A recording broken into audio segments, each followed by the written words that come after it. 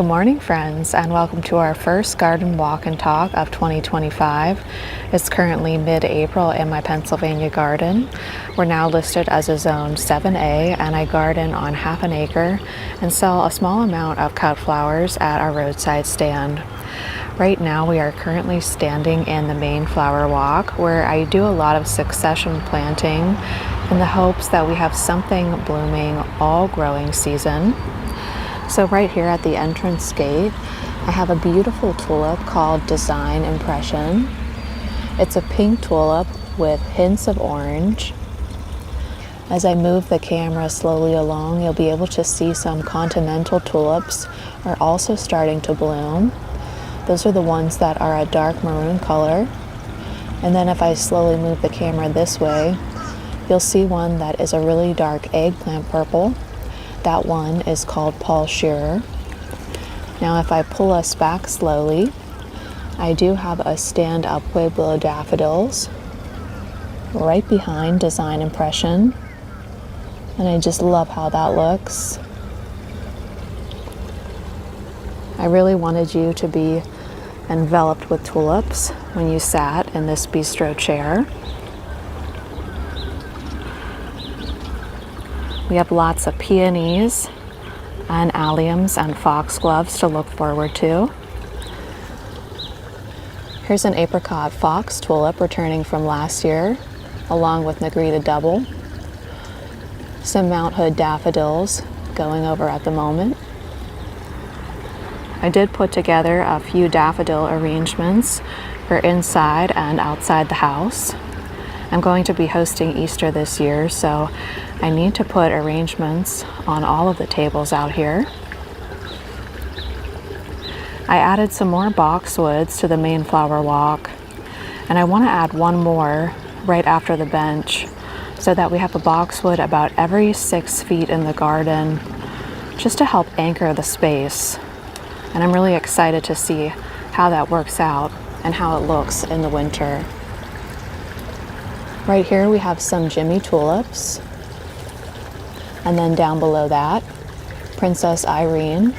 Here's where I made my first mistake of the growing season, and I purchased a tulip by the looks of the bloom, and I forgot to check the mature height. So as you can see, Princess Irene is a very short tulip. I looked it up after, and it only is going to reach heights of 14 inches tall.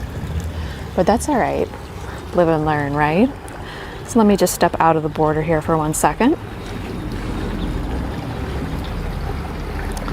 You'll notice that the right side of the border is in bloom.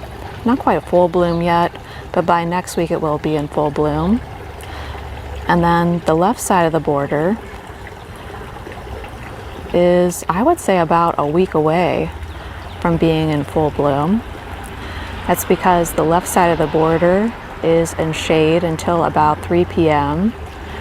but the right side of the border is in full sun all day long. Here's some more of those beautiful Design Impression tulips. I like how the foliage has a stripe around the edge also.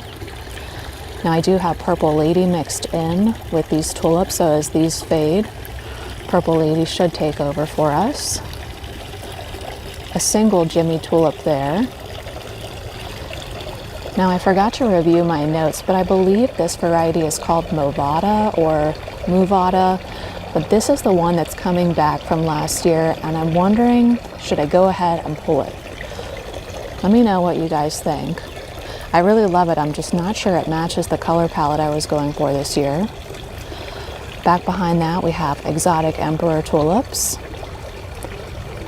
Lots more Design Impression.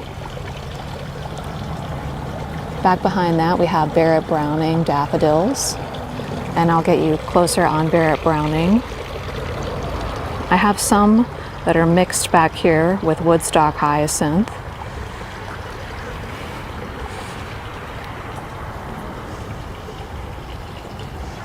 And I really love that combination. I have some alliums mixed into this planting as well. So I'm trying to get 3 bulbs for the price of 1 in this location. Lots more alliums coming on here.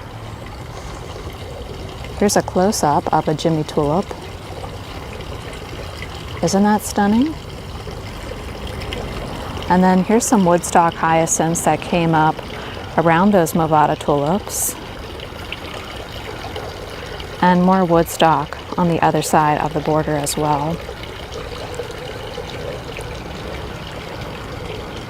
Moving right along, we have more design impression tulips. I ordered 200 of each tulip variety. Some bleeding heart behind design impression. Golden echo on the right hand side of the screen. And let me show you this view here before we move along. Accent daffodil on the right hand side of the screen. I'm so excited to show you the hydrangea room. I love when all the lingerie daffodils are in bloom, and they are certainly in bloom right now and looking absolutely stunning. I have a whole raised bed full of lingerie daffodils because I just love them so much. About a week and a half ago, I mentioned how much I love accent daffodils, and I mentioned that I like accent daffodil over Salome, and I want to show you why. You can see that accent is still in bloom and not really showing any sign of weather at all. But you see Salome back there? It's already gone over. Isn't that interesting? Pueblo daffodils here behind my grandma's bench. I'll try to post a picture in my Instagram stories of what this area looks like from our upstairs bathroom. But I'm going to keep this area nice and simple. Just the 10 incredible hydrangeas, the pink charm tulips, pink charm daffodils, and I think that's it. I think I'm just going to stick with that, and it's going to be just a nice peaceful space. The pots have started to bloom. We have Princess Irene, Big Love, and Frizzle Sizzle raspberry pansies in these pots from Henry's Studio. And I love how this really encloses the space. I think for now I'll still call this the book nook. A lot of you suggested library patio, which I quite like. Maybe we can think of something in Italian to name it. So we have all of these pink charm daffodils, and then I just want to show you that against the fence line I have lots of Delnashaw daffodils, and these are just a fantastic daffodil. Oh my word, I love them so much. I could just sit here on the mulch all day and look at them. I have them in between each of the panicle hydrangeas, and I did move a lot of my Amsonia back here. So back behind all of these incredible hydrangeas, we will have that Amsonia. And the same thing with these pots. These ones are in the shade most of the day, and the ones I showed you earlier are in full sun most of the day. That should correct itself in about a week's time. I made this daffodil arrangement earlier today. The only foliage I'm using is honeysuckle.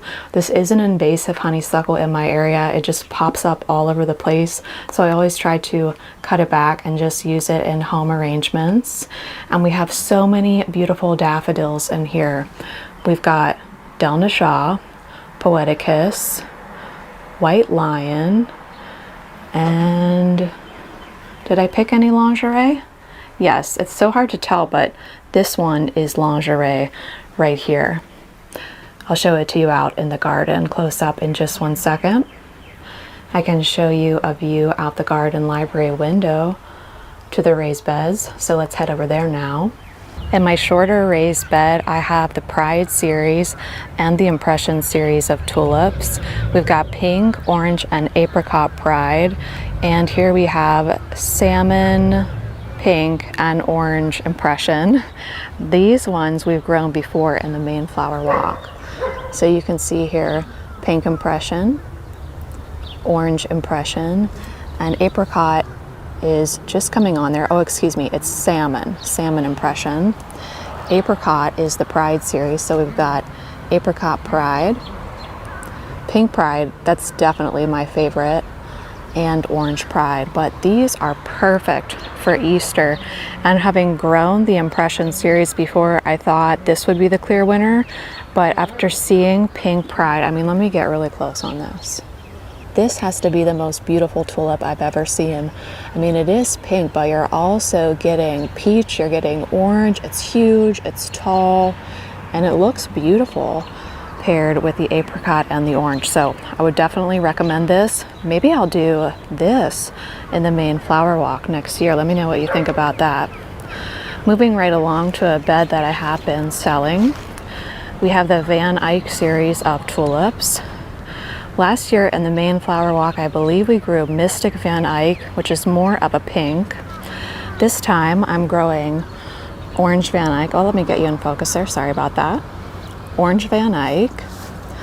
And then this raspberry one is Lady Van Eyck. And then in between all of these, I have Woodstock hyacinths, 150. In retrospect, I think planting the hyacinths and the tulips so close together was a mistake. I should have given them a little more room because I feel like the hyacinths are being suffocated. And when I go to harvest and sell these tulips, I try to pull the ones that are located right next to a hyacinth. You can see kind of where I've started to harvest through this bed. I interplanted lingerie daffodils and corsage lilies. You can see the lilies are starting to come up now, but just take a look at these absolutely stunning lingerie daffodils.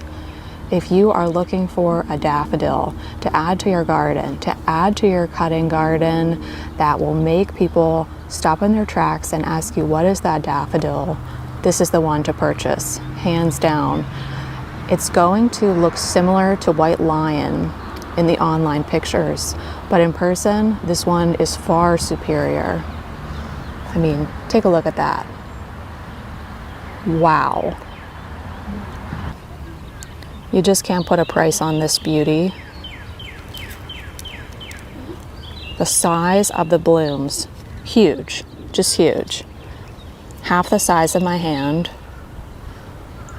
I just love it. I love it so, so much.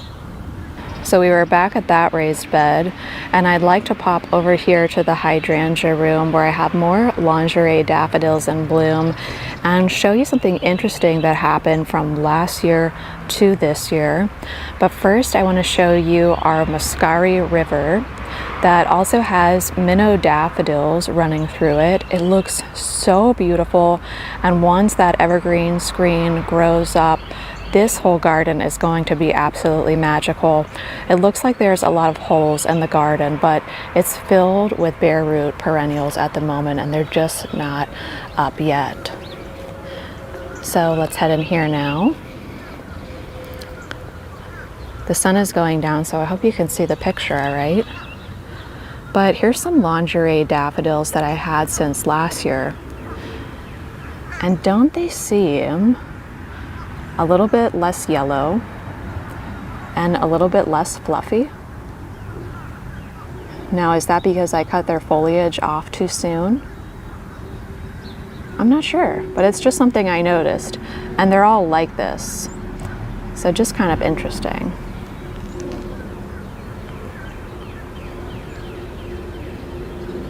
It's just beautiful, isn't it?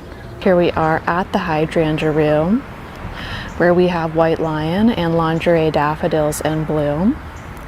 And we also have one of my favorite minor bulbs in bloom, which is the always beautiful and dainty summer snowflake. Let's take a close look at her. Isn't she lovely? Reminds me of Lily of the Valley.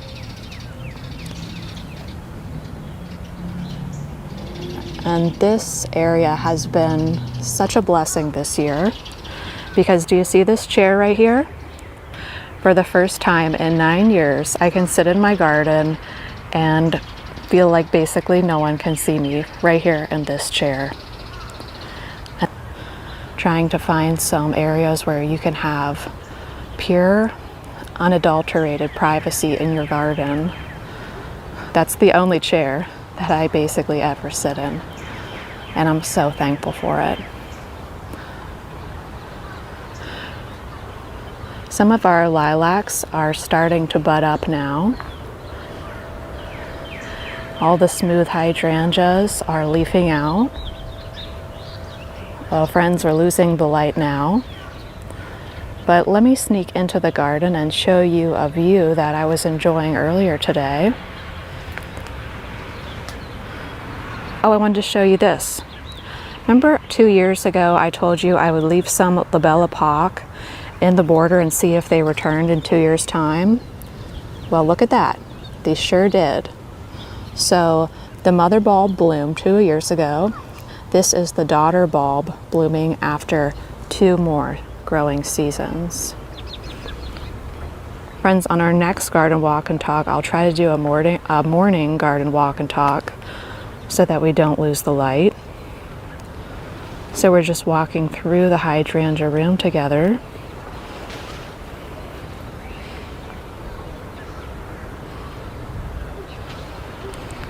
And it seems appropriate that we end looking at the garden library. Uh-oh, what just happened? Well, friends, oh, Grace happened. Now I see. Gracie, were you chasing Rocky? Gracie, Rocky was here first. Well, friends, seeing as how we are losing the light, I'm gonna say goodbye. Thank you so much for joining me for this garden walk and talk. I wanna wish you all a wonderful holiday, and I'll see you next week. Bye, friends. Good morning, friends, and welcome back to Northlawn. I think this is going to be our last garden walk and talk for the month of April, so I suppose we could call this the April garden tour.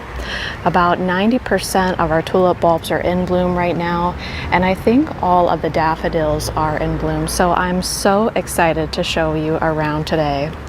You might notice that at the entrance to the gate, I had to make a change. That big, beautiful 9 bark that's been there for about 8-9 years, it struggled to come back to life this year, so I had to cut it back pretty low to the ground, but I'm feeling optimistic that it's going to come back just fine. But let's take a look at all of these stunning tulips in bloom. This vibrant coral tulip that you see all throughout the main flower walk is Design Impression, and I just love the way it leads you. Oh my gosh, oh, Grace. Wait, hold on, we're gonna have to cut. Sorry about that. Real life with a Labrador Retriever. I love her so much.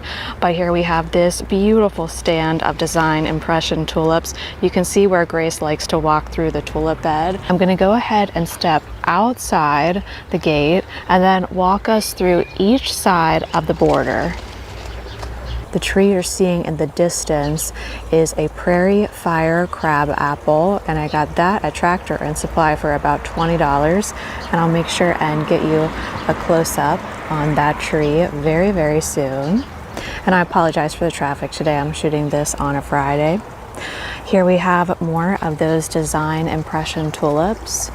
Paul Shearer in bloom, and over here where it doesn't get quite as much sun, we're still waiting on the Jimmy tulips. We have a Sprinter boxwood right here, a Gold Splash euonymus, and the perennial right in front of that is a feverfew. I have different areas with catmint throughout all the different gardens just to kind of tie that perennial into every single garden. We have both Paul Shearer and Continental in this garden, so I wanted to show you them side by side because from a distance you can't quite tell that there is a difference, but Continental is on our left and it has more pink in it. Paul Shearer on the right, and it really is a true eggplant, almost a black tulip, and I really love that. Down below that we have a shorter tulip called Princess Irene. Last week I said I didn't really love Princess Irene, but now that she's pushing up just a little bit more from the ground, I really do enjoy the way that she looks. Back there, I have her paired with Cragford, and we have some Woodstock hyacinths and some Barrett Browning daffodils also. I have some alliums running through the garden and some variegated liriope. Some baptisia is popping up along with some variegated iris. There's some old-fashioned bleeding heart in the back, and running up these trellises I have false hydrangea vine. I also have 3 winter berries that aren't doing very well, and I might go ahead and replace them with something else. We also have ranunculus all over the borders. These are orange and merlot ranunculus. Lilies popping up all over the place with some penstemon. And down here we have Jimmy tulips with some Woodstock hyacinths that are starting to go over. I'm not sure, what do you like better? Continental, which is here, or Paul Shear, which is here? I really can't decide. We've got some peonies in this area, more alliums and lilies, meadow rue, and then how about this beautiful stand of Brunnera? I put this in the garden last year when it was really hot and it really struggled to get established, but I am so thankful to see it blooming now. I just love true blue in the garden, and we have lots of Amsonia to enjoy over by the garden library. It's just starting to push blooms at the moment, but let's head back to the other side of the main flower walk. Underneath this limelight hydrangea, I have a stand of Jimmy and Princess Irene tulips mixed with Continental and Design Impression, a stand of catmint in the front of that. We have some irises from the old house that we used to live in. We used to live in an old hardware store that was converted into apartments. Back behind that, we have 3 different Weigelias, and they should be blooming in about 2 weeks.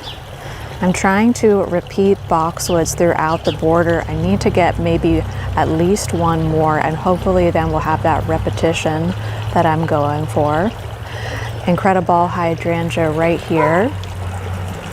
Snowball bush in the background with some forsythia that I propagated over the course of our time here at the property.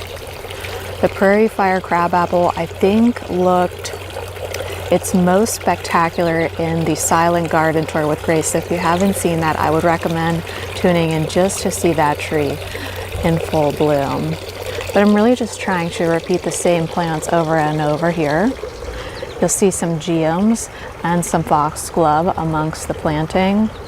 This peony, I'm a little bit worried that it got buried too deeply with mulch or maybe soil when I was planting all the bulbs. We might have to lift that up later on in the growing season. I divided my lady's mantle and tried to make this drift a little bit bigger than it has been in past years. Once again, just using that same exact tulip over and over again. I ordered 200 of each tulip. Beautiful to see that bleeding heart in the background. Returning from 2 years ago, we have La Belle Époque tulip, and I sure don't mind seeing her beautiful face again. Grace has dropped her tennis ball over here in the garden where we have some catmint, yarrow, ranunculus, and then I'm going to keep this a secret because it's going to be coming out in a vlog either before this video or after. I'm never really sure how that's going to work out. Moving right along and past the stone rug is an area that we're going to need to work on. I think here we're going to repeat the secret plant that I'll show you in an upcoming video, or we'll just add in some more catmint, but it does not feel right to not have anything repeating right there. But here we are at the book nook where we have 10 incredible hydrangeas enclosing this private seating area. It's not exactly private yet, but in 3 years' time it sure will be, and that will be fantastic. In these pots from Henry's Studio, I have Frizzle Sizzle Raspberry Pansies and Princess Irene tulips. We did also have Big Love tulips in these pots, but I decided to pop those out. I didn't think it was necessary to have the pink in here as well. You might be able to see that it started to sprinkle outside, so we might have to take a quick break. But here we have pink charm daffodil. I was drawing a blank there for a moment.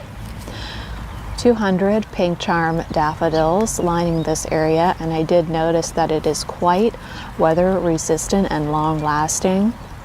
I can't say the same for Barrett Browning. Of all the daffodils that I've ever grown, I'm least impressed with Barrett Browning. It was only lasting about a week. How about this? I think this is Storm Cloud Amsonia. I'm gonna have to check my notes, but it's some kind of Amsonia from Proven Winners. The color is just phenomenal. There's another crabapple tree back here that I also got from Tractor and Supply. I'll have to check my notes and see if I can find out what variety that one is. It blooms a little bit lighter, more dusty pink, but I definitely prefer the Prairie Fire crabapple to this one. Blue Point Juniper right here. And the shrub that you see blooming with those really dainty fuzzy-like blooms is a Fothergilla. But I think this sprinkle is turning into rain. So let me head inside, grab my books. Oh no, Frida McFadden and Sarah Raven are getting rained on. I need to grab my books, head inside, and we'll pick up in just a few minutes. Back here in the raised bed garden, we have lots of new daffodils, hyacinths, and tulips in bloom. And one thing that I noticed over the course of this week is that the Pride series that we're growing, pink, orange, and I believe it's apricot, really faded in color very quickly. It was pretty hot, mid to maybe high 70s, but look at the color difference now between the Pride series and the Impression series.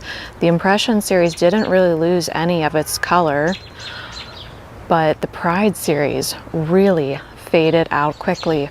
Also, just in my personal opinion, neither of these are great cut flowers because when I troweled them inside, they blew open in the vase really, really quickly, even when I picked them at the appropriate time. So just something to be aware of, but still a great landscape tulip. But last week I was saying I like the Pride series better. This week, I think I like the Impression series better. And Impression did come back in the main flower walk for me, so that's worthwhile to note also. I think last week we just had Orange Van Eyck and Lady Van Eyck blooming. I only see a few Lady Van Eyck left, but instead now taking over with that beautiful mid-range purple color is Purple Raven. And down below that we have 150 Woodstock hyacinths in bloom. Something really interesting happened on Easter. I set out 4 tulip bouquets, 2 straight daffodil bunches, and 3 mixed bouquets at the flower stand for Easter, if I didn't say that already. And you know what sold right away? All the daffodils. And so I just kept replenishing all the daffodil bouquets on Easter. But I really, really do love this display, and I think it would look excellent grown in the flower border. This bed could probably use one more week. This is the bed where we overseeded this daffodil bed with lettuce, and you can see that lettuce is popping up now. And I have a mix of daffodils in here. We've got Pueblo, which is this ivory small daffodil. And then here's Cragford. And then these other ones were from a mix from Jung Seed. I think it said peach mix. So I'm not sure on the exact varieties. But I do have some cut in vases for an article that I'm working on, so I can show you them closer here. So here we have Cragford. Avalanche I have in the driveway garden and in a raised bed. And they're kind of going over now. I was working on this article a few days ago. Lingerie. Pueblo. Beautiful Eyes, which smells wonderful. Kind of like a gardenia or a more pleasant hyacinth. Del Nisha, Poeticus, more Avalanche going over there. And this one is a new favorite. This is Bella Estrella, and this one does smell exactly like a gardenia. So let's head over to that bed, a Bella Estrella and Avalanche, because the fragrance is just perfection. I'm pretty sure Bella Estrella was bred by Brent and Becky's bulbs, but please correct me if I'm wrong on that. I know it was a US breeder who introduced this, but isn't it wonderful? It's listed as a split corona daffodil, but you can see it's quite small for split corona. It seems more like a jonquilla, almost a combo of jonquilla and split corona. So you're seeing avalanche in there and Bella Estrella. This one I think would look excellent grown in a meadow. Growing this one in grass is something I think I want to do next year, or maybe mass plant these in the driveway garden. But the fragrance, amazing, just like a gardenia. So here we have that bed of lingerie daffodils and corsage lilies. You can really see the lilies coming on now. The other daffodil beds I'll be overplanting with dahlias. But look how many lingerie daffodils still remain, and I was able to sell 5 bouquets from this bed on Easter. You can't even tell any are missing. You know what, friends? I think we're about to get a big storm. It's a good thing that we're doing this tour today. I don't know what things are going to look like tomorrow morning. But here's one more look at the raised bed gardens before we start to switch things over. Back here this year, I really want to focus on an easier way to switch these beds. So I'm really going to lean heavily into overplanting and interplanting between the bulbs that are already here. I don't have any intention to clear away the bulbs, just work around them. So let's see how that goes. So let's walk down here. The Muscari River is looking great. It looks a little bit more impressive from the other side. This is Valerie Finis Muscari. It starts out as a light blue Muscari, and then as the time goes on, the base turns a dark blue, and that upper part of the Muscari remains light blue. So it does appear to be a two-toned Muscari later on in the growing season. This is so funny. Grace loves to sit right here, and it's right next to her statue. Look at her. She's so sweet. But we had a bunch of minnow daffodils running along this section of the garden last week, and they have since passed, so I cut them all back. I think Grace is inviting us into the hydrangea room to do some exploring. We do have a few more lingerie daffodils hanging on, and the summer snowflakes are starting to go over. I'm just selectively deadheading in this garden at the moment. Gracie, why don't you take us down the path, okay? Here, take us this way, Gracie. That's it. Here's some more Labella Pock tulips, returning from 2 years ago. Gracie likes that, don't you, Gracie? I did prune up the Cryptomeria this year, and I really like how you can see underneath it and through the main flower walk. Come on, Gracie, you want to go get Cookie? Go ahead, you lead the way. Gracie, lead the way. I'm going to get Grace a cookie inside, and then I'll show you what the driveway garden is looking like, because I really need a plant recommendation over by our flower lady. Here we are in the driveway garden. Last fall, I really tried to pare down this garden in terms of the number of types of plants that I was using, and I just divided a lot of plants that I already had around the garden. So here we have lots of things that flower in shades of light purple: catmint, serendipity, and millennium allium, purple irises. Now, I really would love your help with something. You might recall that we used to have, and we still do have, 4 dwarf butterfly bushes around our flower lady's feet. But every single year, these butterfly bushes and the ones that I have in the back near that crabapple get mealybugs so badly, and they almost always die back to the ground. So they're not really functioning as a shrub, they're functioning as a perennial, which is not what I want around our flower lady. So I wanted to get a pink deutzia, a dwarf deutzia for around her. And when I went to the nursery, they had 5, which is exactly how many I need. But for some reason, I hesitated in buying them. I decided to wait. And when I went back the other day, they were all gone. So I'm looking for something that's exactly like Deutzia, but maybe that flowers for longer. I think I would even be willing to do an annual at her feet, something that's about 2 feet tall, no taller than that. Let me show you how our instant hedge is looking. This one is looking great.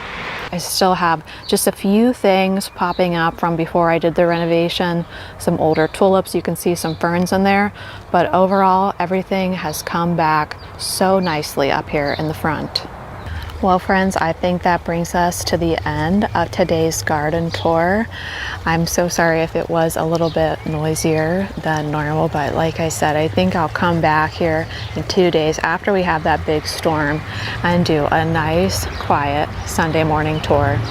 I want to wish you all a wonderful day out there in your gardens. I have multiple vlogs coming out this week at 7 a.m. I'll see you sometime soon. Bye friends. Here it comes.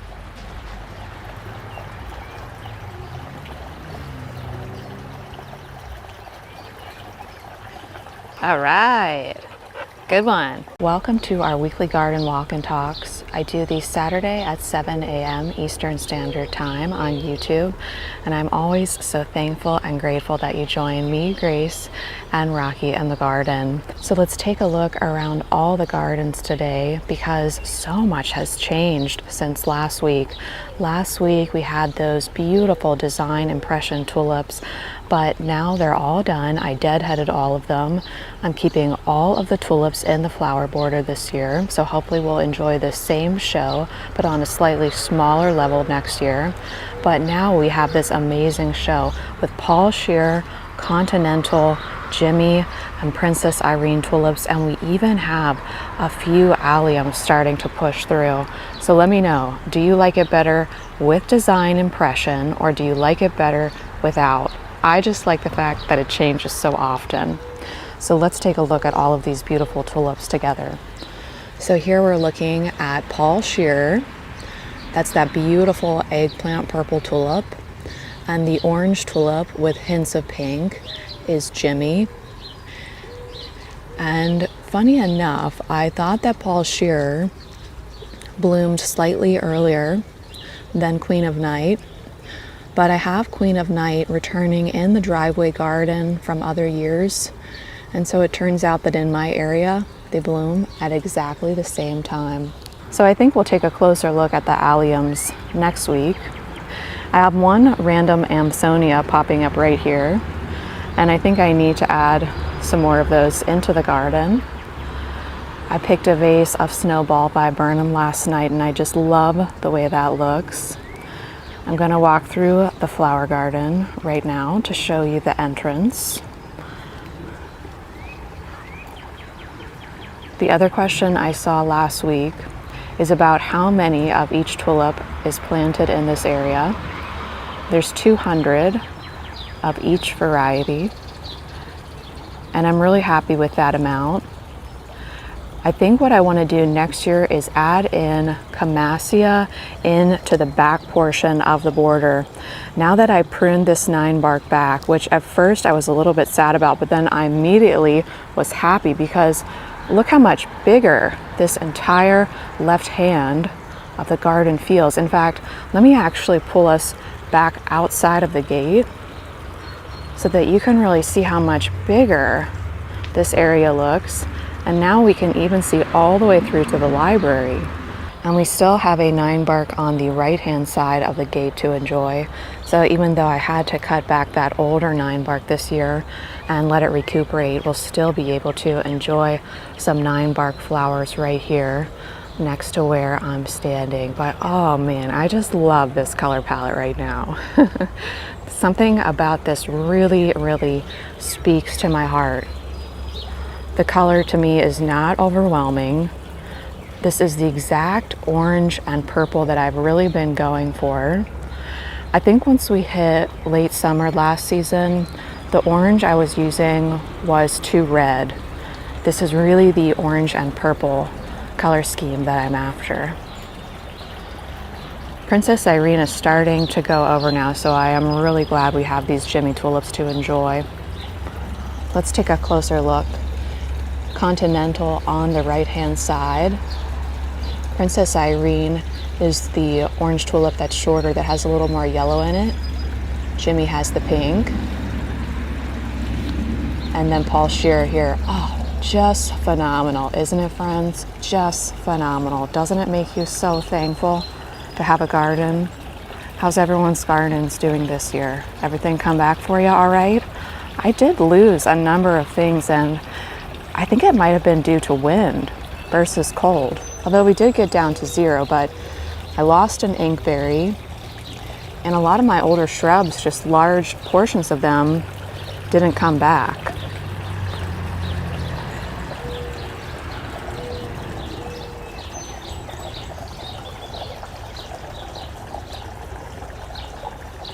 I'm still contemplating removing these 4 winterberry hollies that I have at the back of the garage. I think I might actually pull those out and replace them with dahlias. Last year they didn't get any berries, and one of you mentioned that you thought it might be because we had a drought last year. So I don't know.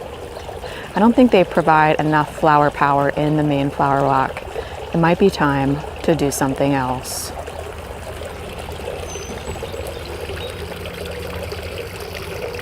Friends, let me know what you're growing this year that you're extra excited about. I can't wait to see those chocolate cosmos bloom.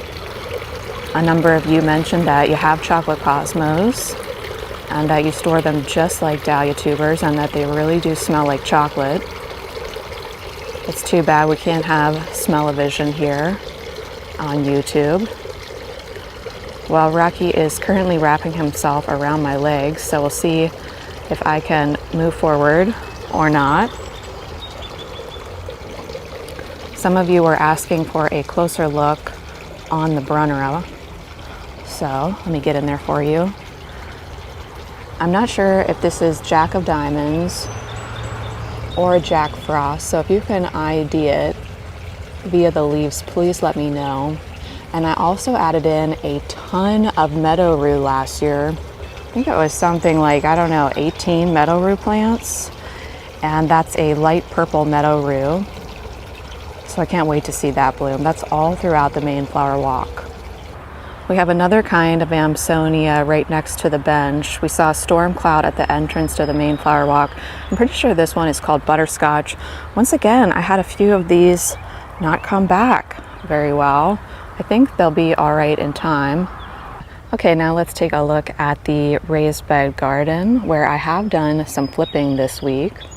But before we head over there, I want to show you one of my favorite spring foliages for bouquets. You only need about 5 stems of Solomon seal to create a beautiful fan behind any kind of arrangement that you're making. This is something that if you have a friend growing Solomon seal, I would just ask them for a small piece. I got a very small section of this, I mean maybe like this much, from our realtor. It spreads, I would say, at a moderate rate, maybe even slow. I've seen a lot of people say it spreads quickly. That hasn't been my experience. This is 9 years of growth from that initial plant, so it's not crazy aggressive like, say, obedient plant. Let's take a closer look at this Amsonia. I'm not sure if it's peaking this week or if it will peak next week. Oh my gosh, look at that bindweed. Oh my gosh, it's everywhere. Well, I know what I'll be doing today. Pulling lots of bindweed back here. But how about that Amsonia? And I kind of wanted this nice, cool and calm color palette back here. Still need to do a little bit of mulching, but hopefully you kind of see this peaceful color theme that I'm going for with the blues and whites and just a hint of peach. Still need to deadhead the Delnashaw daffodils in that very back section, and I am happy to report that our sweet peas are up on those trellises back there. Wow, love it, love True Blue. Can we all petition the plant brands to stop calling purple flowers blue and to just call blue flowers blue? This bed, which by the way, let me show you the fall sown sweet peas. Look how much growth on that fall sown sweet pea versus, oh wait, that one was fall too, versus a spring sown sweet pea. And you know what? I think a squirrel stole one from there. But yeah, directly sowing sweet peas in fall, I think that is the way I'm gonna go from now on. So if I just back us up slowly, the bed that I'm standing next to, which is still one of these shorter beds, is filled up with Celeb 2 metallic blue Lisianthus and Roseanne Lisianthus, which is a brown Lizzie. I've deadheaded all of the Van Eyck tulips, and we're only seeing purple raven tulips remaining and some woodstock hyacinths.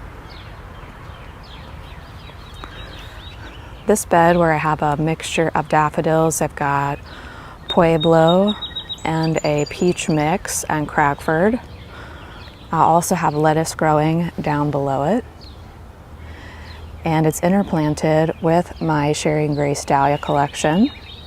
And we'll be collecting seed from that together. So this bed will be quite tall by the end of the growing season. We might even have to get a ladder out in order to harvest the seed. But I cannot tell you, friends, if you are building a raised bed garden, please do yourself a big favor and make them double stacked. This has been a game changer.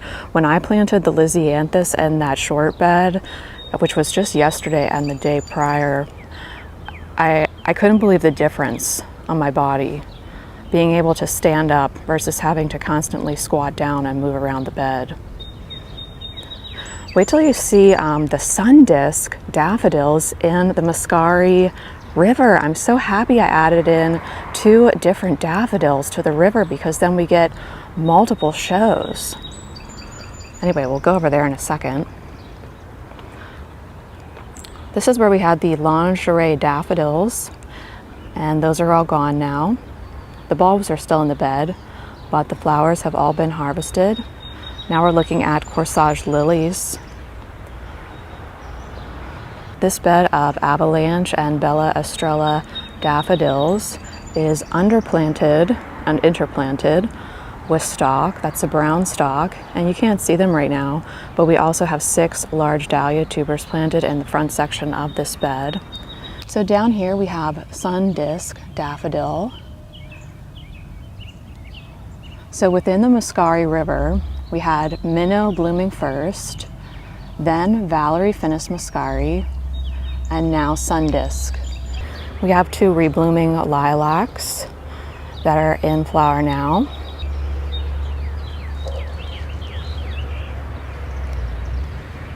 I did add in some purple alliums into the hydrangea room this year. You might recall that in previous years I only had Mount Everest. I did want to kind of bring them around the main flower walk and into this garden room to somewhat connect them, but still keep them relatively separate. Now, what is Rocky getting around to this morning? Who knows?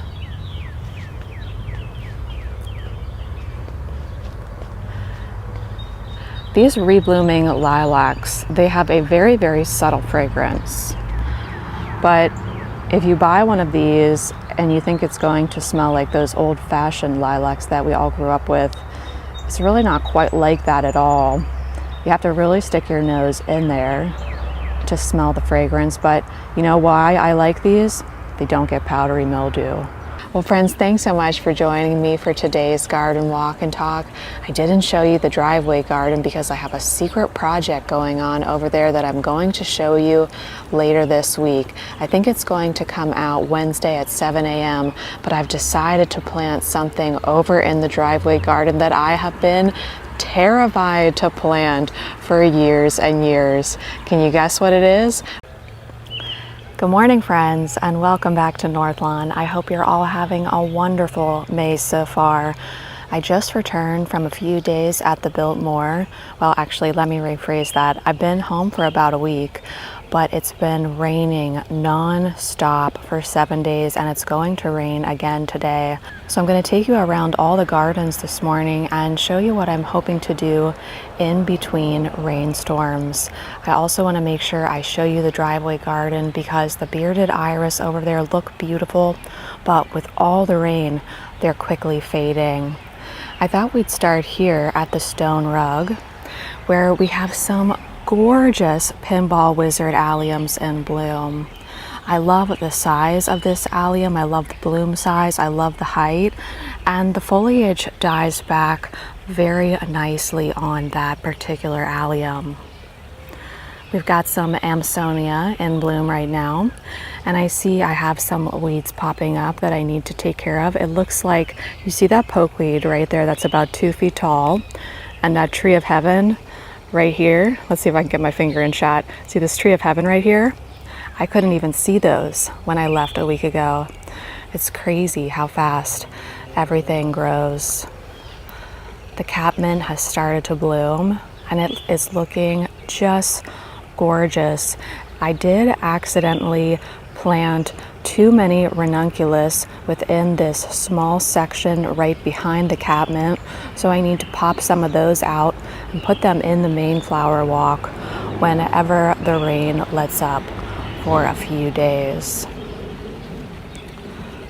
Walking backwards down the main flower walk, I did have to clear some tulips out of the garden. My intention was to leave as many tulips as possible in the garden, but after we came back from that big rainstorm and a week of rain, a lot of them had just turned to mush, and they were even making the garden smell bad as they rotted. So unfortunately, I did have to pull a lot of the tulips. So we're looking at replanting a brand new tulip display after all. The 9-bark started to bloom while I was away, and this ginger wine 9-bark is especially stunning. I would say it's at least 8, maybe 9 feet tall after about 7 years in the garden. And I love the color and blooms of the 9-bark right next to this golden Hinoki cypress. Those were both little babies, no bigger than my forearm, when I put them in. More pinball wizard alliums in bloom. And here's another allium that's just starting to open up. This one is Ambassador. I like this one for the back of the border, but the foliage is unpleasant to look at and it's quite large and dies back slowly. So I would recommend that one for the back of the border. And as a matter of fact, I probably should have switched these two, because you can see Gladiator is in the back of the border there. The foliage on that one is much smaller and thinner and dies back nicely. So I always prefer Gladiator over Ambassador. Here's another stand of pinball wizard alliums. And the GMs are looking ever so beautiful on this foggy May morning. It is quite foggy. Some of you were asking about the cotton candy thalictrum, and it's doing great. One thing I'm noticing is that it seems to prefer full sun here in Pennsylvania. This plant right here, I would say, is about 3 feet tall and is blooming beautifully. I thought the thalictrum needed shade, so let me show you some in a shady area that aren't blooming at all and are much, much smaller. So I'm hoping to move those today as well. I'm trying my best to repeat the same plant over and over again. And I think I could even do more of less still, more geums especially.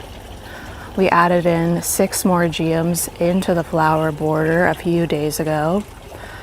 But looking at it right now, I think we could probably pop in 6 more and it would look even better. The holes in the garden that you're seeing right now are due to all of those tulips that essentially rotted away while I was gone. So here's a look at that thalictrum. in full shade. You can see it right there. And it's just really not doing much. I mean, it seems healthy, but I'm gonna pop it out and give it more sun. I think by next week, fingers crossed, if we get some sun, all of our early peonies will start to bloom. And you can see the alliums here are in more sun and they've started to fade and lose their purple color. We're looking at Gladiator right in front of us. And the ones that are purple are Ambassador. That's a better placement of Ambassador. I'll show you what the foliage looks like. You can see it's quite unsightly. So I do think it's crucial to hide that foliage behind something like these peonies. So I would say this is a transition time in the main flower walk. We don't really have a focal flower, but once those peonies bloom, I think this area of the garden will have an entirely different feel. And here's another 9-bark in bloom at the entrance gate. This one is Summer Wine 9-bark. I just love the way it looks draping over the garden gate. So here's one last look at the main flower walk in mid-May here in South Central Pennsylvania. Lots of work to be done, but let's head over to the driveway garden next. About 2 weeks ago, we planted knockout roses together in the driveway garden, and I mentioned at that time I didn't think it was the right rose. However, now that I see them in bloom, surrounded with only purple and white flowers, I think I actually really like the vibrant pink color of the double pink knockout roses. We have some purple irises in bloom that I brought over from our old house. I have 2 different kinds of catmint in here. I'm sorry, I just got these catmints from friends, so I'm not sure on the variety. I'm hoping that we have at least a few days where things dry out so I can show you this garden when it's looking its prime. But I think this is going to be really beautiful, and I do have an evergreen screen behind this Invincible Spirit hydrangea hedge. It's just still young at the moment, so imagine a green screen behind our flower lady as well.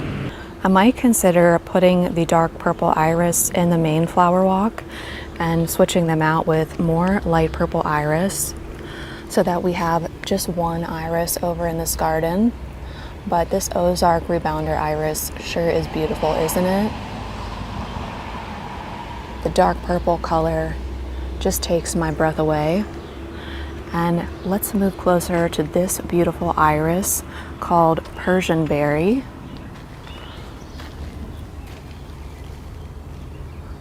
There are so many beautiful colors in Persian Berry. Light violet, magenta, orange, even a hint of what we call garden blue. Just lots of different bulb successions within this garden.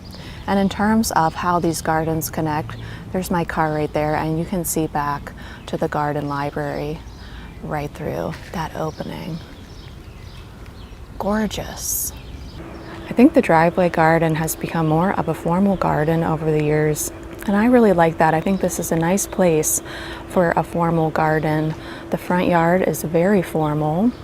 This is kind of a transition garden from the front to the back, so you get a sense of formality, but also looseness with how I've planted the sides. But I think the lesson here is, once again, more of less, more of just using the same exact iris versus bringing in multiple irises.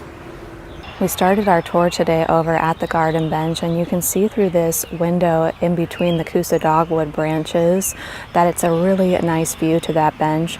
And you can even see a hint of the Mount Everest alliums that are blooming over in the hydrangea room. So let's walk through the hydrangea room together now. You can see some apples are forming on the tree at the moment.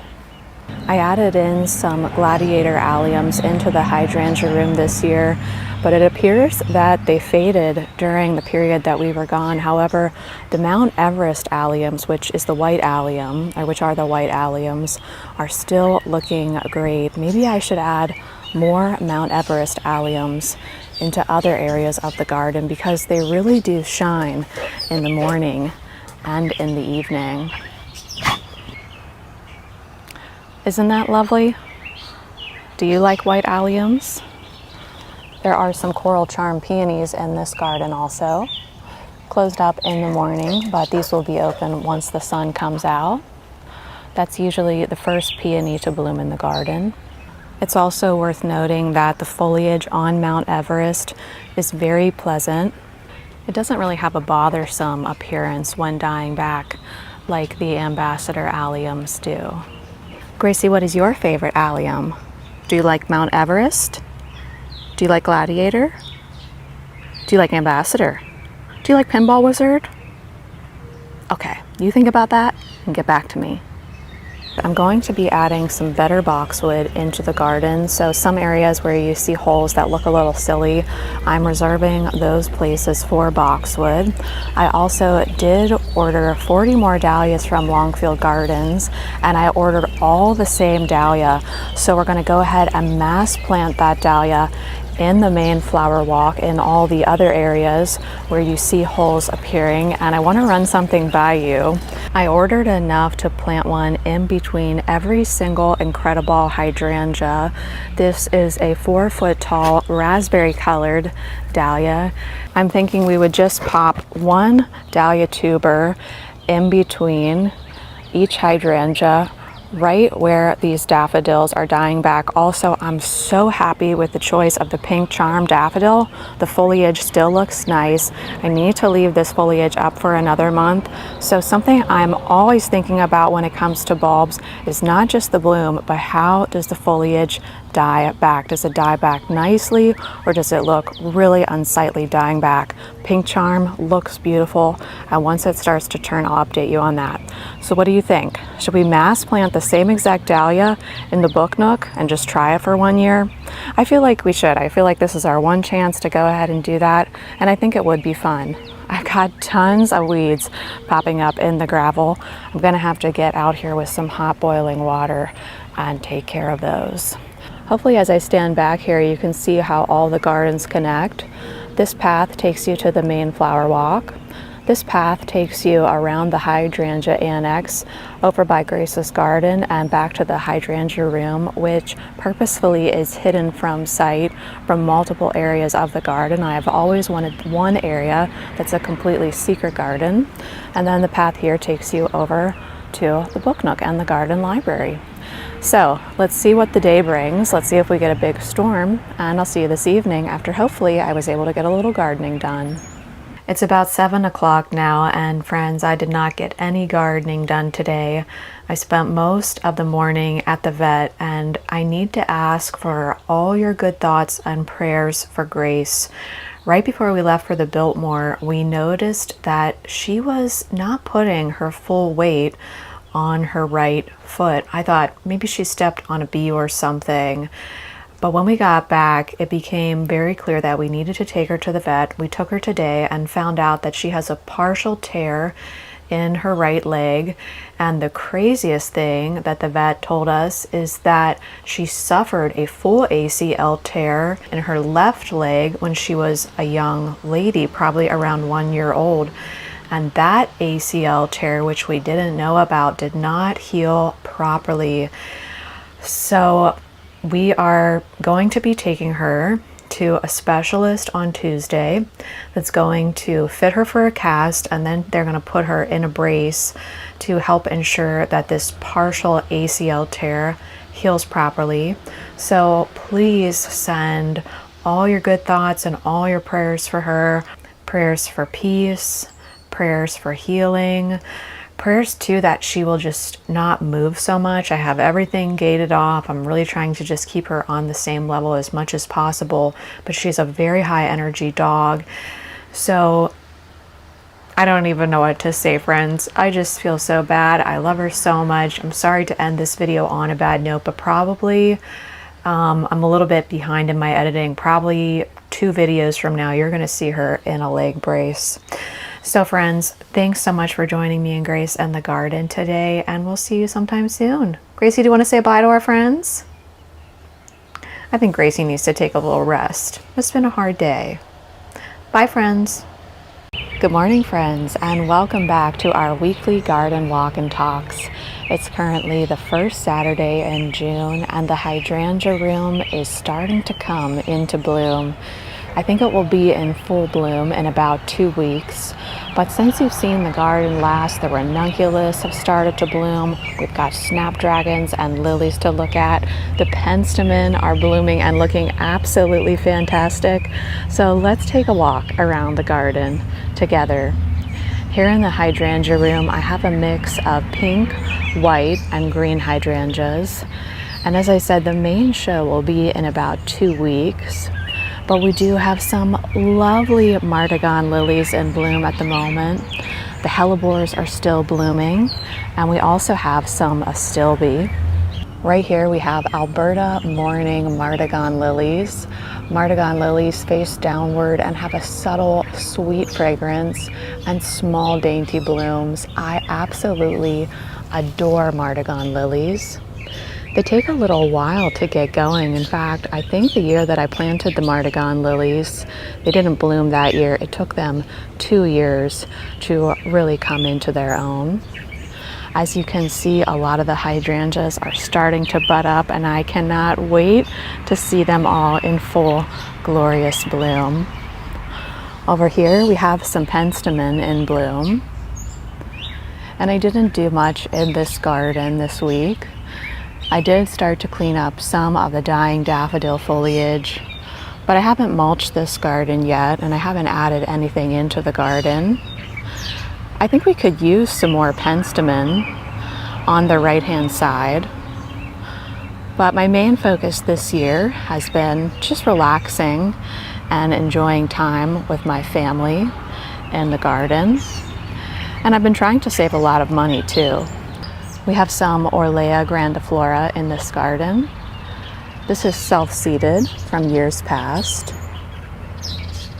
next to some feverfew. And this year I'm going to do a dedicated tour of the hydrangea room, talking about each hydrangea variety once this garden comes into full bloom. But I like this combination here. This is Invincible Lace Hydrangea, Orlea grandiflora. We have some beautiful pink nigella that's just seeded itself here, and then the feverfew. And looking back, you can see Invincible Spirit here. I'm gonna have to check honestly what this hydrangea is. I thought it was wee white, but it's looking more like limetta. And then in the back there, you can see how just absolutely stunning Invincible Lace looks.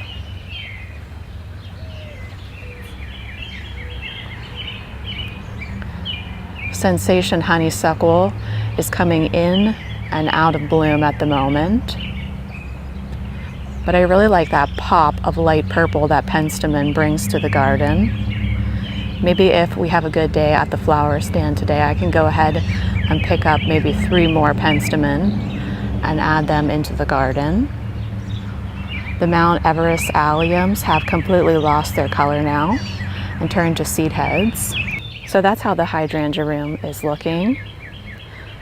Should we head over to the book nook next? I feel like the main change probably happened in the main flower walk, so we'll go there very soon. I'm really happy with how all of these incredible hydrangeas are doing. We planted them in the fall of last year, and I have an interesting comparison for you with a spring planted hydrangea from last year versus fall planted hydrangeas, and also a size comparison. So I believe that these hydrangeas, they were either, I think they were gallons, or they might have been quarts, but I didn't pay too much for them, maybe $25 each, and I planted them in the fall. And you can see their mature size now, and they all made it through the winter really well, all looking really good and healthy. Now, this incredible hydrangea, I put in late spring last year, and it was in a 5-gallon container. And I would say it's almost the exact same size as the ones that we put in the fall. So I thought that was an interesting comparison. And I want the book nook to function as a moon garden this year. So I planted 3 flats of sun patience in the book nook the other day. Hopefully they'll fill in between these incredible hydrangeas and help me cover up the soil so that I don't have to use so much mulch. But I did forget that some patients do need a lot of water, so I have been bringing the hose back here and watering them almost daily because it has gotten pretty hot the last few days. So let's head over to the raised bed garden now. I did harvest a lot of the Asiatic lilies in the raised bed yesterday to sell at the flower stand. So you're seeing what remains at this point. Last fall we interplanted corsage lilies and lingerie daffodils, and that interplanting worked out perfectly. I would definitely do that again. These corsage lilies are absolutely stunning. They're quite small Asiatic lilies and they're multi-headed. And just a few days ago, this bed was completely full of these corsage lilies, and I think you're going to see a vlog about that coming next week. But as I cut and sold the lilies, I immediately replaced them with vegetables. So I put in some zucchini and tomatoes, and we do have the little gem lettuce, which we seeded together. When was that? Was that maybe a month and a half ago that we seeded that? So I hope you'll tune in for that vlog, because seeing that bed full of the corsage lilies was really spectacular. Here's a look at the daffodil bed that we overplanted with butter crunch lettuce. I think I was a little heavy-handed with the seed. I think we have enough lettuce to feed the entire community. Yesterday I also planted some Malabar spinach. I didn't film planting up the raised beds with vegetables, but this year I want to do more of a potager garden back here where we're mixing cut flowers and vegetables and fruits. So here I have a melon and herb bed, and in the front I have a few dahlias. I've got my cucumbers growing up trellises, so I love doing that. I love growing cucumbers and melons up trellises. This bed doesn't look like too much at the moment. I just cleared the daffodils out of this area, and now we have stock and dahlias here. We do have some gorgeous snapdragons in bloom. This is Monaco Orange Snapdragon. And I believe I started these from seed in February. And then here we have Light Salmon Chantilly Snapdragon.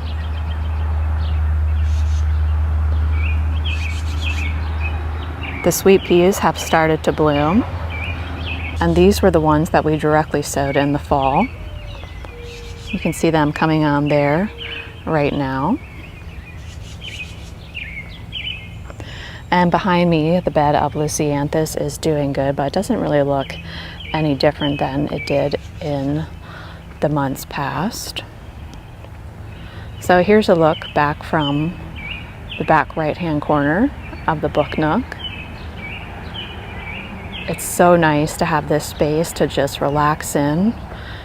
You can bring over a lounge chair and get some sun, or in the evening you can enjoy it by the light of lanterns. Let's head to the entrance to the main flower walk now so I can show you some gorgeous ranunculus in full bloom. The robins and the catbirds have been enjoying the serviceberry trees. Serviceberries taste like a subtle blueberry, and if you can grab them before the robins, they are edible. I think the serviceberry tree is the best small tree for our area. It gets beautiful white blooms in very early spring, followed by these berries. You can see a bird right there. It brings birds into the garden, and then in the fall it turns a vibrant orange color. So much to love about the serviceberry tree. We've got purples, peaches, pinks, and acid greens in the main flower walk at the moment. And I'm really happy with this color palette. Oh, here comes Grace. Hi, Gracie. Daddy just let Gracie out. Grace is doing okay. She had a custom cast made of her leg last week. And then on Monday, we're going to be getting a custom made brace for her to wear, and she's going to need to wear that for the next 6 months. So let's travel down both sides of the border together. Right here we have some feverfew in bloom. Catmint, totally tangerine, and hellebores are mingling together under the serviceberry tree. We have some Saving Grace dahlias at the back of the border, and as you can see, Grace is at the back of the border at the moment. She's right next to a false climbing hydrangea. I have 3 of these false climbing hydrangeas, and they've been in the garden for 4 years, and they really have not grown much at all. So maybe they're just not getting enough sun back there and there's too much competition. But I'm really surprised to see how little they've grown. But ideally one day we would have those false hydrangea vines growing up the garage and really helping to camouflage the look of that cement block. The peonies are pretty much done now. We've got some baptisia, an incredible hydrangea with a lot of different lilies planted around it. And check out these tecolote ranunculus. These are tecolote salmon. God bless you, Grace.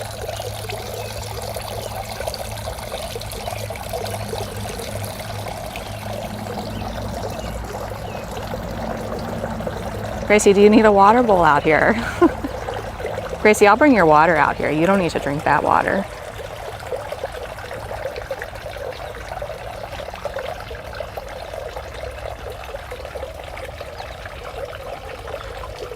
Gracie doesn't speak English.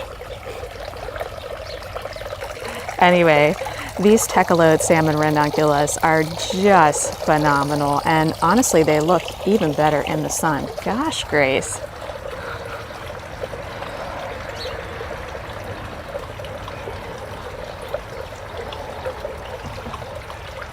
Okay, Grace, come on. Come on. I'll bring your water bowl out. These are so beautiful. And you never know when you see just that square picture on a website whether or not the flower is going to be true to color. But this one really was. And I got these corms from Longfield Gardens. That was the left-hand side of the main flower walk. Now let's take a look at the right-hand side. It's somewhat similar, but the trees are placed differently in this area. I have a prairie fire crab apple tree over here. A lot of really tall lilies. Eastern moon lilies specifically will bloom next. We've got some calla lilies in bloom. And I am so shocked by how quickly these calla lilies bloomed. I'm pretty sure I planted these corms exactly 1 month ago, and they are covered in blooms. So I was really, really happy with that. Some of the foxglove have started to bloom, but I think the main show of foxglove will happen right around the time that the hydrangea room comes into full bloom. Another incredible hydrangea right here. In terms of which allium blooms at what time, these are ambassador. They're the last allium to bloom in my garden. The first allium to bloom is gladiator, followed by pinball wizard, which you see right here, Mount Everest, and then finally we finish with ambassador. And here we have the most beautiful flower in the garden, still smiling, despite, I'm sure, what is some level of pain.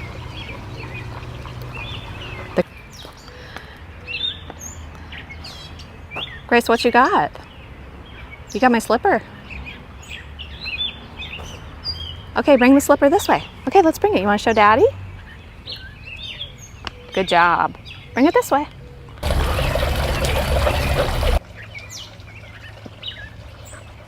Doesn't that belong in the library? Are you going to put that on? I think that's too big for you. I don't think it will fit. Love you. Okay, let's get back to the garden tour. I believe I did 7 drifts of 7 ranunculus corms throughout the main flower walk. I really like how that looks, but I would like to have bigger drifts. So next year, I think I'll do more like 9 or 11 drifts of ranunculus, and I think that'll look really beautiful. Here at the stone rug, things are looking quite nice. We have some larkspur still to bloom, and the Gatsby Gal oak leaf hydrangea has started to push out its bloom stalks. We have a single martagon lily next to the bench. I'm not sure what happened to the other martagon lilies that I had planted there, but that's all right. I really like the different textures and colors in this area. So now that you've seen the main flower walk, let's head over to the driveway garden. Today's going to be hot, but then things are going to cool down again, so I'm hoping that we have at least another 2 weeks with these ranunculus because they are just so beautiful.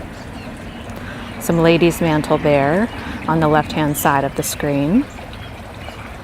But let's just take one more look at these ranunculus in case we lose them today in the heat.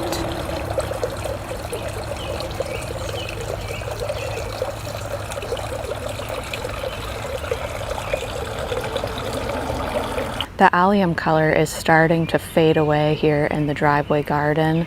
I went ahead and harvested all of the taller gladiator alliums for the dried flower Christmas tree, and I'll probably go ahead and harvest these pinball wizard alliums now so that we can have some variations in allium color. More drifts of Orlea grandiflora running through this garden. This is basically a completely self-seeded garden at this point in terms of the Orlea and the feverfew.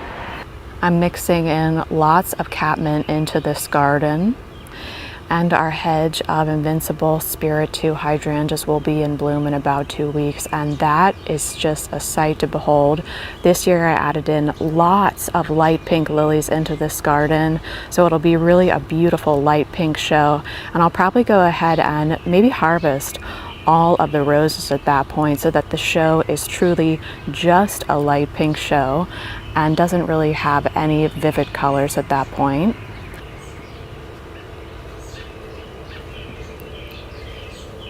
My thought behind the driveway garden is that it's a garden that you view as a picture from far away, because that's how I view it from our living room. So rather than point out plant after plant after plant, I really want this to be just a beautiful picture that is harmonious and works well together. 10 boxwoods lead us to our flower lady. And I'm still undecided on whether or not I like the double pink knockout roses here or whether or not we need to swap them out for a light pink rose. And many of you gave me great suggestions for light pink roses that would work well in our region. Some days I like the vibrant hot pink colors, and other days it seems overwhelming. I think it just depends on what else is blooming in this garden. But what's shocking to me is that this has turned into, I think, my favorite garden. If you would have asked me last year what my favorite garden was, I definitely would have said the hydrangea room. But it's just funny how sometimes a garden doesn't seem to be working. You make some subtle changes and all of a sudden it just comes to life. And I really think adding in the hardscaping there of the keyhole gravel area to our flower lady really made the whole garden make sense. Well, friends, I want to wish you a wonderful day out there in your gardens. Thanks so much for joining me for today's garden tour. It looks like now Rocky is out here doing his rounds. So we want to wish you a wonderful day out there in your gardens, and we'll see you sometime soon. Bye, friends. Good morning, friends, and welcome back to Northlawn. It's currently July 4th, and tonight we're going to take a lovely stroll through all the garden rooms. We have lots of new lilies in bloom, and some gorgeous pink gladiolas have just opened up over in Grace's garden. I think the last time you were with me here in the main flower walk, Eastern Moon Lily was in full glorious bloom. It's still in bloom, but now it's joined by this lovely orange lily called Kavari.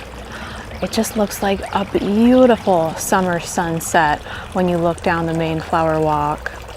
As you can see, I'm doing a little bit of lawn repair. Labrador Retriever plus grass equals continuous lawn repair, but I certainly feel a-okay about that. We still have some fabulous feverfew in bloom and some lovely peach begonias.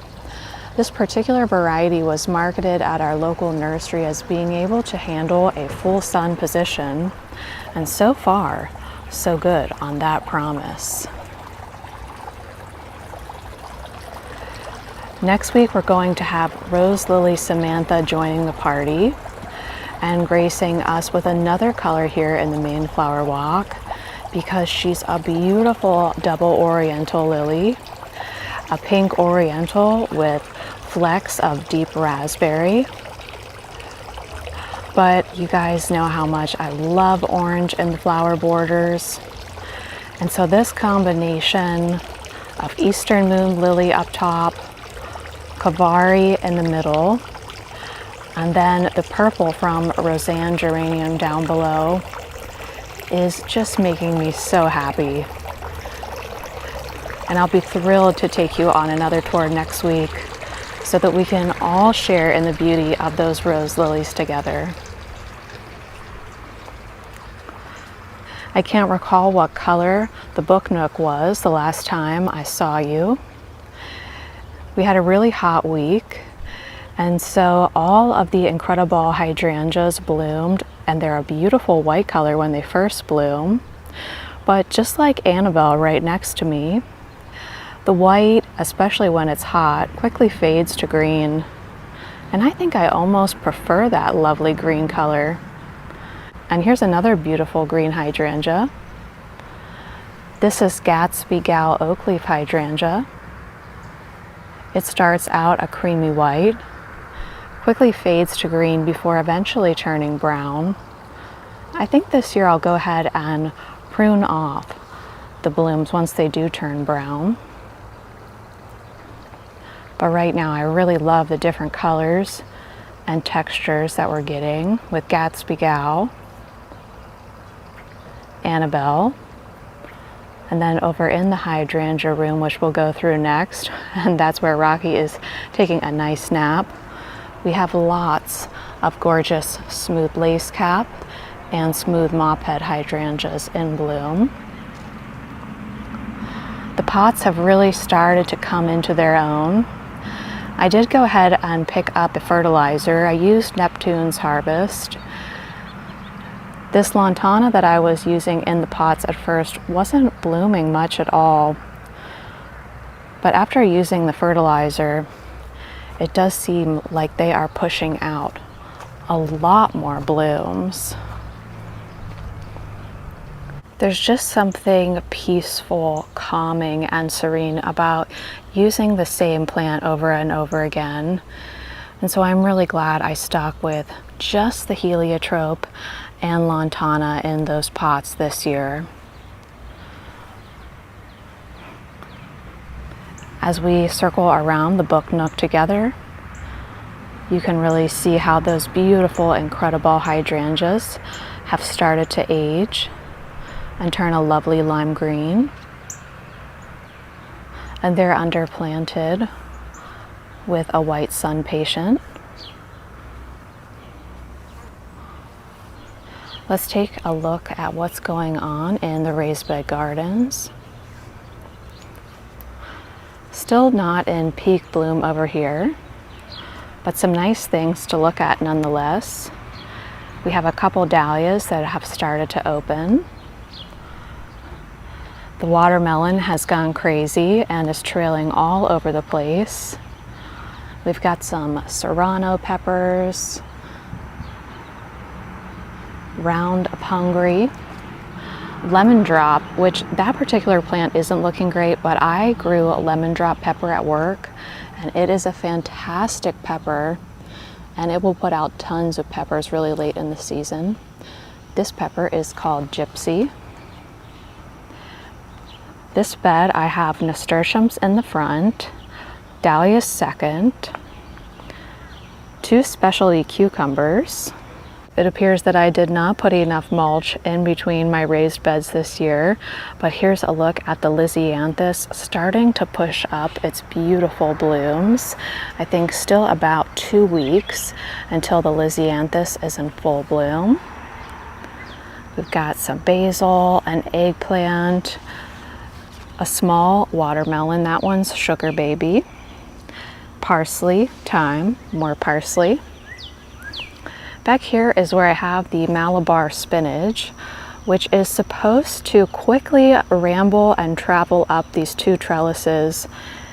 I do see that it all germinated and is coming up, but so far it's growing pretty slowly. I decided to plant the corn behind the dining room table, and I even added in some squashes that will trail through the corn, so I'm really excited to see that.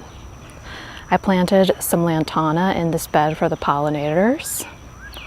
We've got a tomatillo, an okra, dill, and then this area that needs weeded is all peanuts.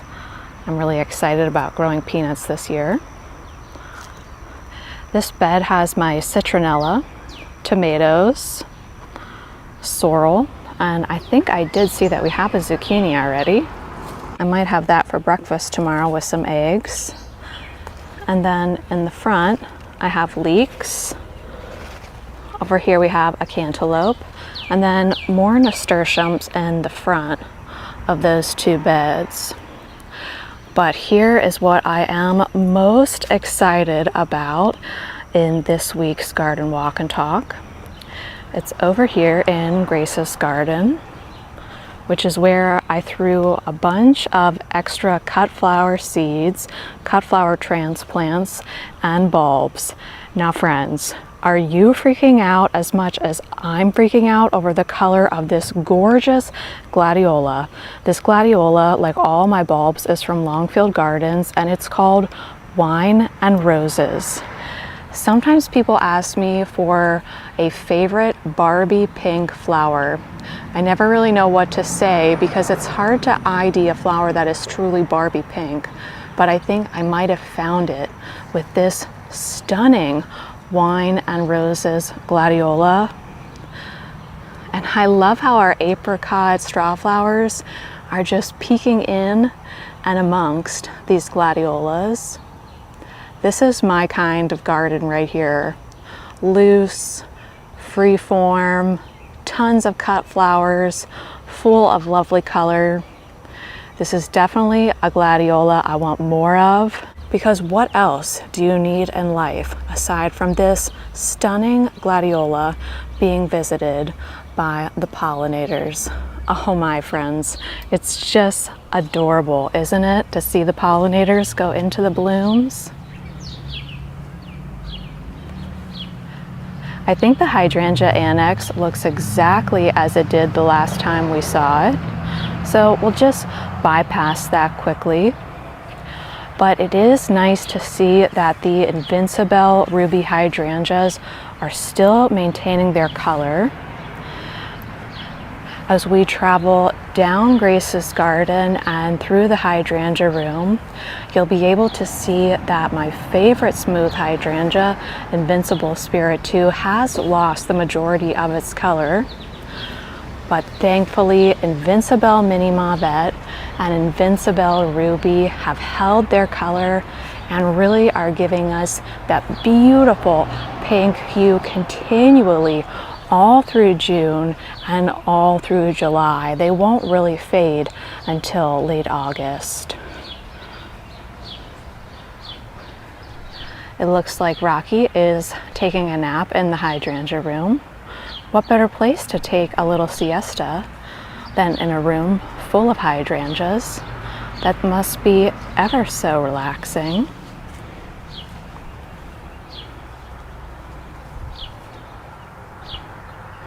We have the panicle hydrangeas just starting to bloom in the hydrangea room. It'll be about a month until we see limelight open up, but quick fire and this particular one, little quick fire, are pretty much in full bloom right now. Beautiful ivory blooms on that one, right next to mini mauvet. And let's see if we can squeeze through here.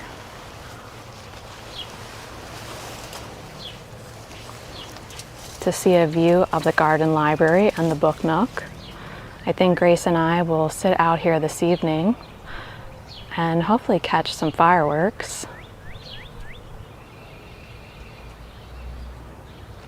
Last week we had the Asiatic lilies blooming in the driveway garden, and in just 1 week's time the Orientals have started to bloom and taken the place of those Asiatic lilies.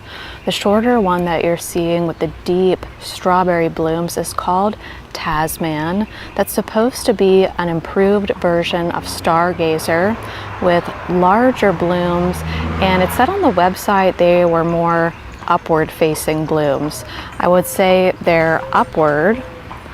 Here's some of my Amish neighbors, for those of you who don't live in an Amish community. I would say they're somewhat upward, but more so still outward.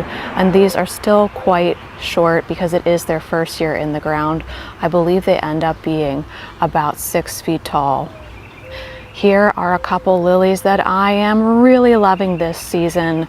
The light pink one that you see right here is called Marlin. The one in the back that we've had for a long time now is called Gaucho. That's the white and raspberry one. And then this lovely purple lily is called Purple Prince. I think we had Purple Prince last year, but since we had that crazy drought, it bloomed a light pink color. Now that the weather has normalized and we're getting the amount of rain that we normally do here in South Central Pennsylvania, they really are a true purple color. Here's a bird's eye view of the driveway garden. I'm currently standing in my husband's rooftop garden where he's growing lots of different herbs, hot peppers and onions. He's got basil, chives, rosemary, and thyme. He's interplanting onions and different hot peppers together. He loves to grow hot peppers, and I like to make hot sauce for him. So it's a fun thing that we can both do together. And these are the boxes that the Insta-Hedge came in. Lady Bell Pepper here, and this one is California Wonder. I did cut a few stems of each of those lilies and put them on the library mantle. So let's head in there now because I do have a book recommendation that I want to share with you all. It seems like it's been a long time since I shared a gardening book with you, but I've just been rereading what I already have this year. However, a few weeks ago I was at Longwood Gardens and I saw a book about edible flowers in their gift shop, so I picked it up straight away on Amazon. Let's go ahead. It's a little bit dark. I hope you can see okay. Let's go ahead and take a look at these lilies cut inside. So we have Gaucho, Tasman, Marlin, Purple Prince, and then I did cut just 3 stems of those amazing wine and roses gladiolas. Here's Grace. She's doing all right, aren't you, Grace? Grace has been doing a lot of swimming the last few days, haven't you, Grace? Does Gracie like to swim? Yeah, she's still a little wet from swimming earlier, aren't you, Grace? Yeah, she's a happy lady.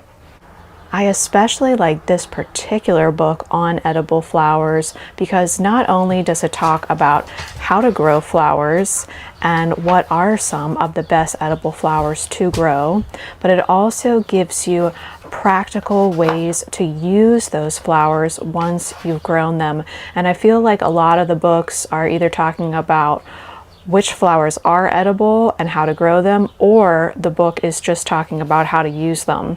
This combines all the information in one book. So for example, here's cornflower, how they grow it, how to propagate it, how to harvest it, and then she's going to give you some different recipes where you can actually use the cornflower. She's even going to go into pressed flowers. Here she's using them and making candies. So there's so many wonderful ideas. Look at that, using zucchini and zucchini flowers. We're definitely going to be making something from this book during the course of the growing season. And there is also a recipe in here for nasturtium capers. Did you know you can pickle nasturtium seeds and eat them like capers? I had no idea. That is just so cool.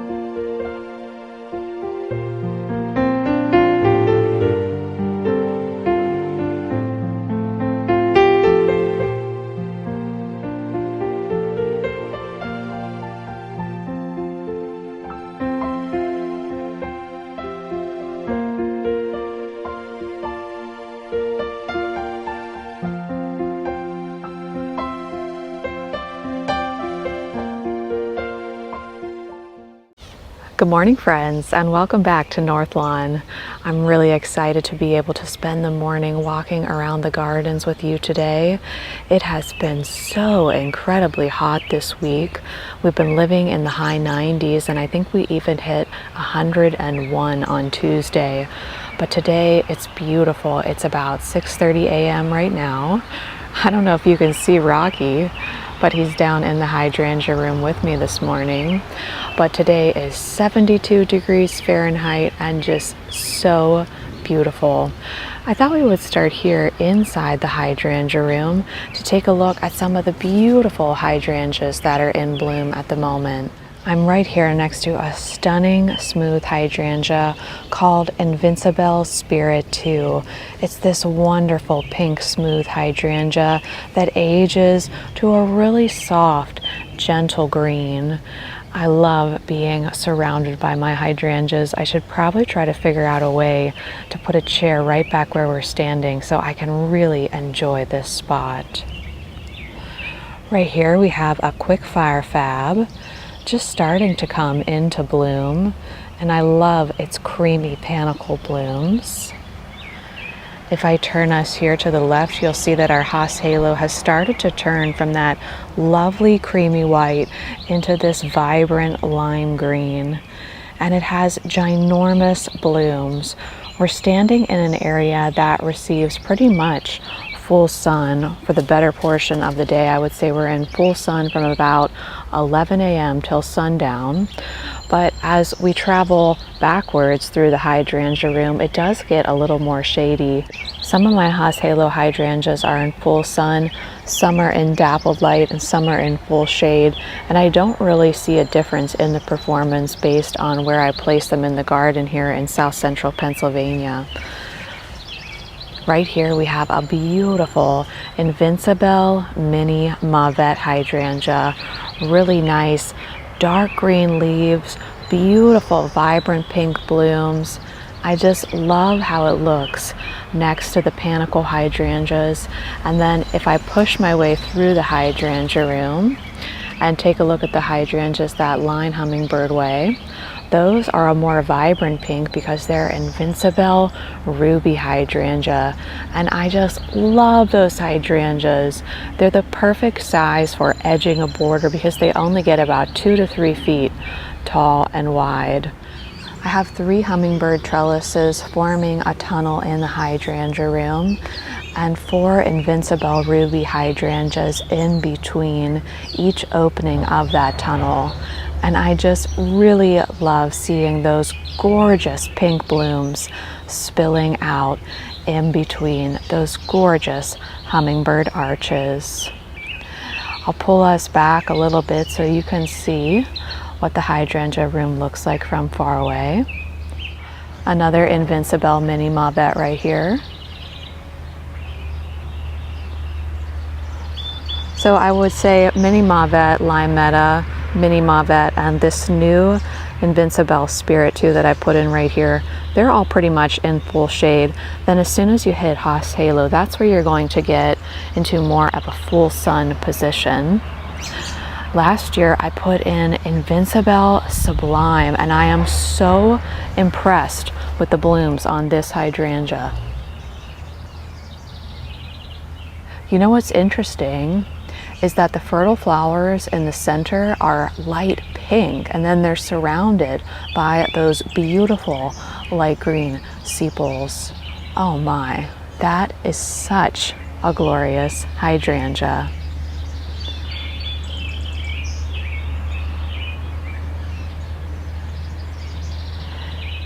You'll see Invincible lace there in the distance.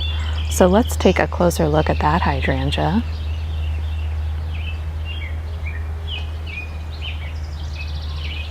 The coloring on all of these hydrangeas is changing a little bit quicker than normal just because of how hot we've been.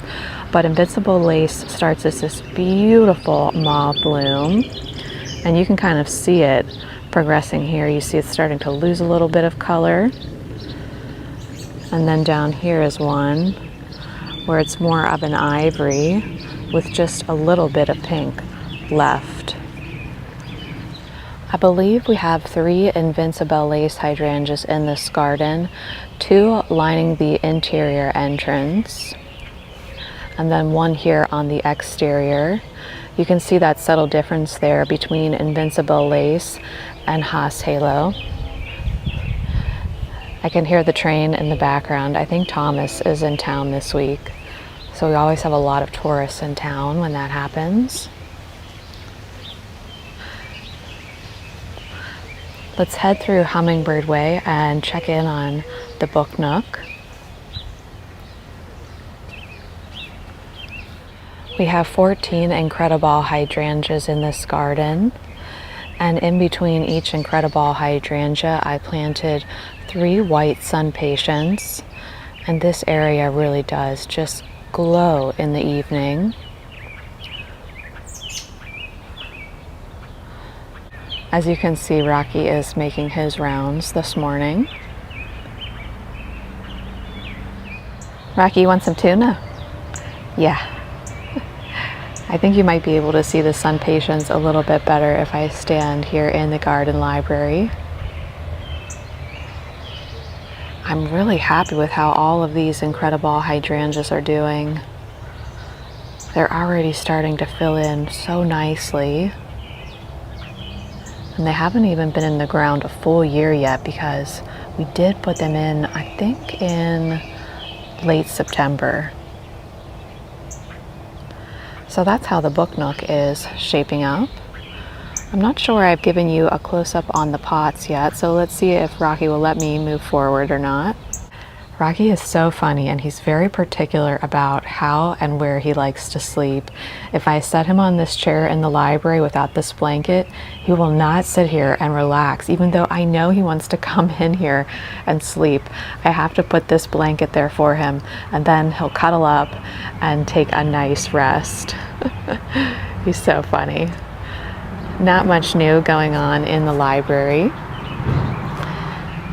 I do have some lilies over here in bloom that I don't think were blooming the last time you saw the garden. It's a beautiful orange lily called African Queen. I can't remember exactly how many I planted back here. They're doing okay, but they really need more sun than what they're getting right here. I'm sometimes asked about this evergreen. I'm pretty sure it's a pinpoint blue juniper. And unfortunately, I'm not sure if they sell it anymore. Let me know if you see that evergreen in your area. It grew very quickly, so I was really happy with its performance. Some of our foxglove have started to bloom. And you can see I have some deep purple calla lilies coming back from a prior year. In the pots, I did heliotrope and lantana.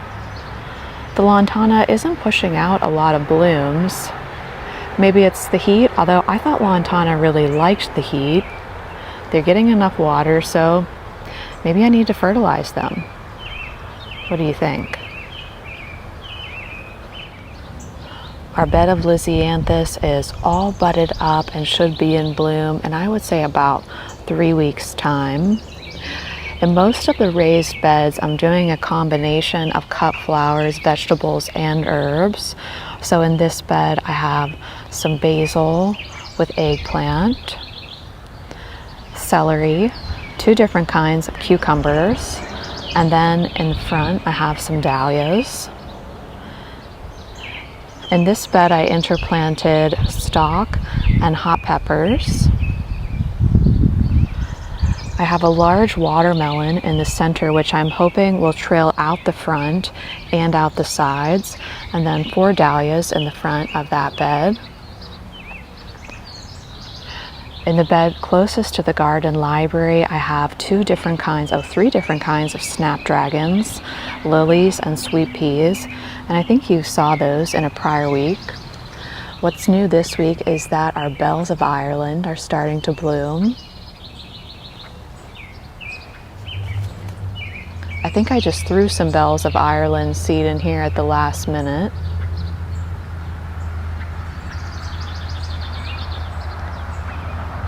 Beautiful April in Paris sweet peas. And we have some Asiatic lilies in here. And then I also added in some hyacinth bean vine to that bed. Speaking of lilies, we have some gorgeous pink lilies blooming over here in the driveway garden.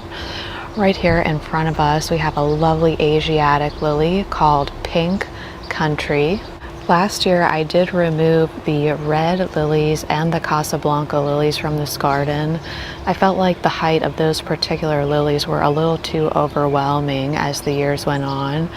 And I'm really happy with that choice. I think the use of Pink Country and Rosella's Dream. Look at the catbird on top of the flower lady's head. And last year we also added in this lily, which is called Purple Prince. It's not really purple. It's more of a pink, but I think it pairs nicely with the Invincible Spirit 2 hedge that's back behind our flower lady.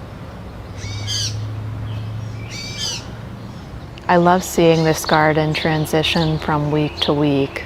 There's always a new bulb to look forward to, always a new flower in bloom. We also have some new lilies in bloom here in the main flower walk. The really tall white and maroon lily that you see on either side of the border is called Eastern Moon, and that is such a delightful lily. Last year, we moved these from the main entrance to the main flower walk. I took a whole bunch of lily bulbs and just interspersed them all throughout the garden, and I like that so much better. So there's about, I think, 5 lilies peeking out here and there as you move your way down the main flower walk.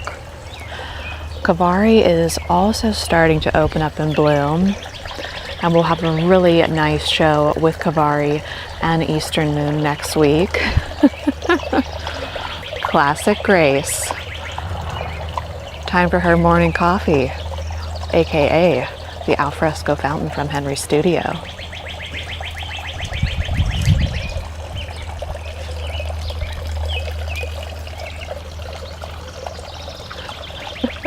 Can you hear her drinking behind me? That's just a gorgeous lily, isn't it? Here, Grace. Here. You want it?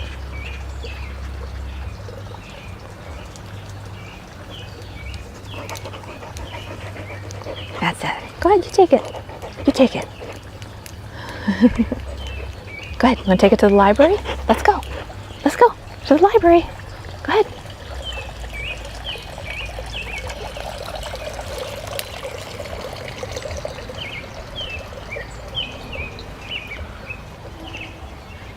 Here's a close-up on that Kaveri lily. Oh, bless you, Grace. Some Veronica in bloom. Lovely lady's mantle underneath.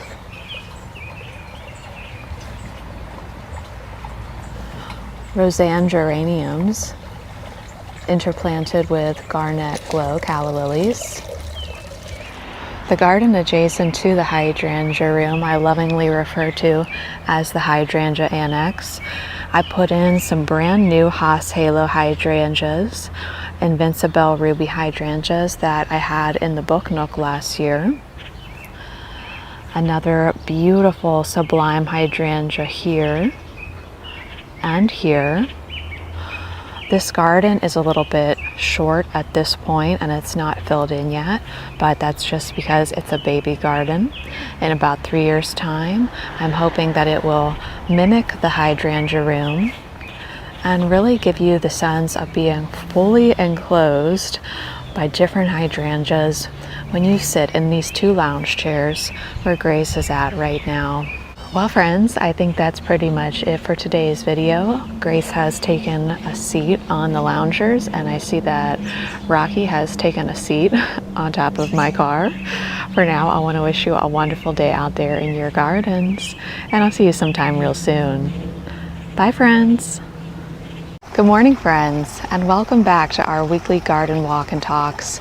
It's currently mid-July here in my South Central Pennsylvania garden, and Rocky and I want to give you a tour of what's in bloom in mid-July.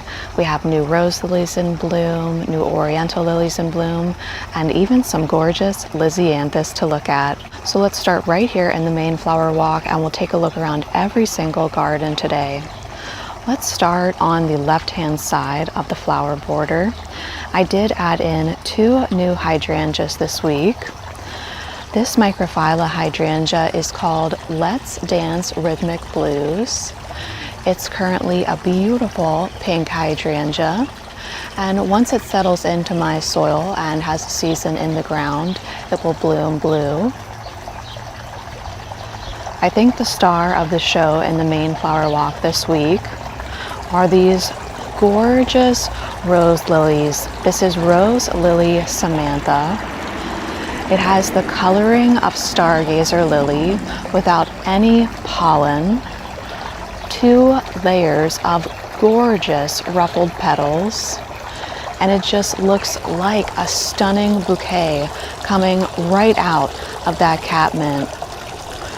Right behind that, our incredible hydrangeas have started to turn green. And the lily you see in the distance right here is called Corvara.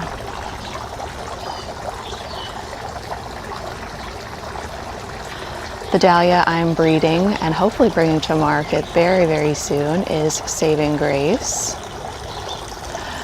You can see we have that lovely 9-bark coming back to life in the background.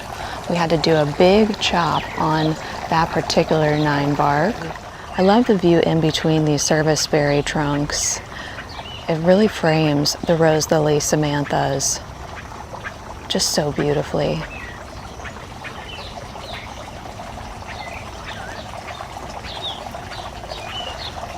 The left and right side of this border are fairly similar. I'm repeating a lot of the same plants on both sides. The impatient that I'm using this year is a sun patient, just a lovely purple sun patient. Let's get a really nice tight close-up on Rose Lily Samantha. You can see we have some June bugs in the garden this time of year, even though it's mid-July. They always like to hide out in the rose lily petals.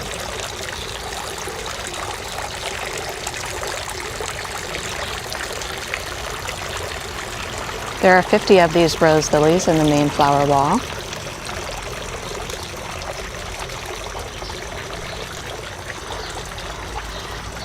This week we added in Rockin' Blue Suede Shoes Salvia, and I'm happy to report that I saw a hummingbird the exact same day that we added these into the garden.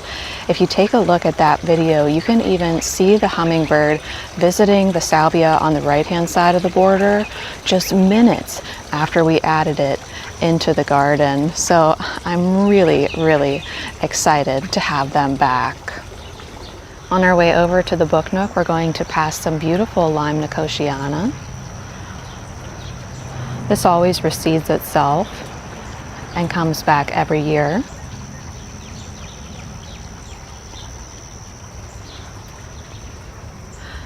Let's take a look at the book nook and the raised bed gardens before swinging back through the hydrangea room and over to the driveway garden. I am so happy with how the book nook is looking. The incredible hydrangeas have turned that beautiful lime green color. They're putting out a few new white blooms.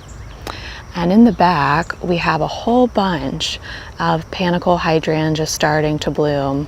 We've got Limelight, Strawberry Sundae, and then 3 little limes. Oh wait, no, not little lime.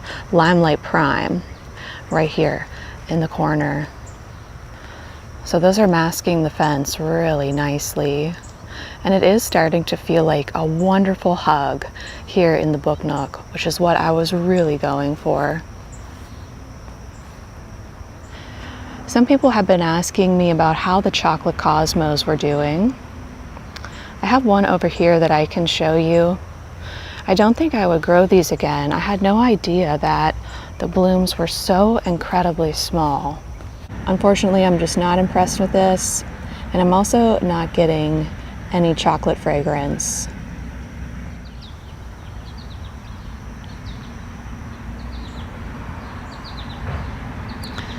I see we have some stargazer lilies peeking out behind our blue shadow fothergilla. I don't remember planting that bulb there, so I don't know if a squirrel moved it around for me, or perhaps I had that bulb in the compost pile and it got replanted that way. Let's take a look at the raised bed gardens where we have some new lilies in bloom, and also the first blooms on our lisianthus have started to appear. Right here we have a beautiful oriental lily called Dizzy. It looks just like a candy cane, highly recurved petals. And I did pick a big vase of these and I brought that inside to see what the fragrance was like, and I'm thankful to report that it was not overpowering.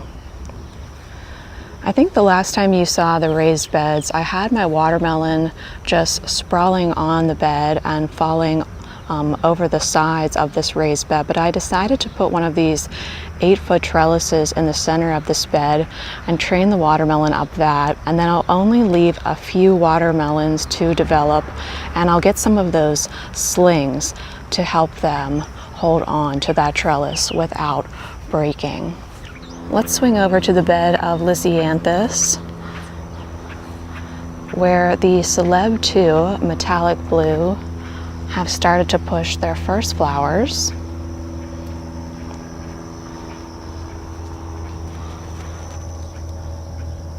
I'm growing these from plugs, not from seed this year, and I'm really happy with the plugs. I got them from Farmer Bailey. So these are just getting started. What I've been doing is cutting off this first bloom and just using that first bloom for our bathrooms. And then once these upper blooms start to open, I'll go ahead and sell those at the flower stand.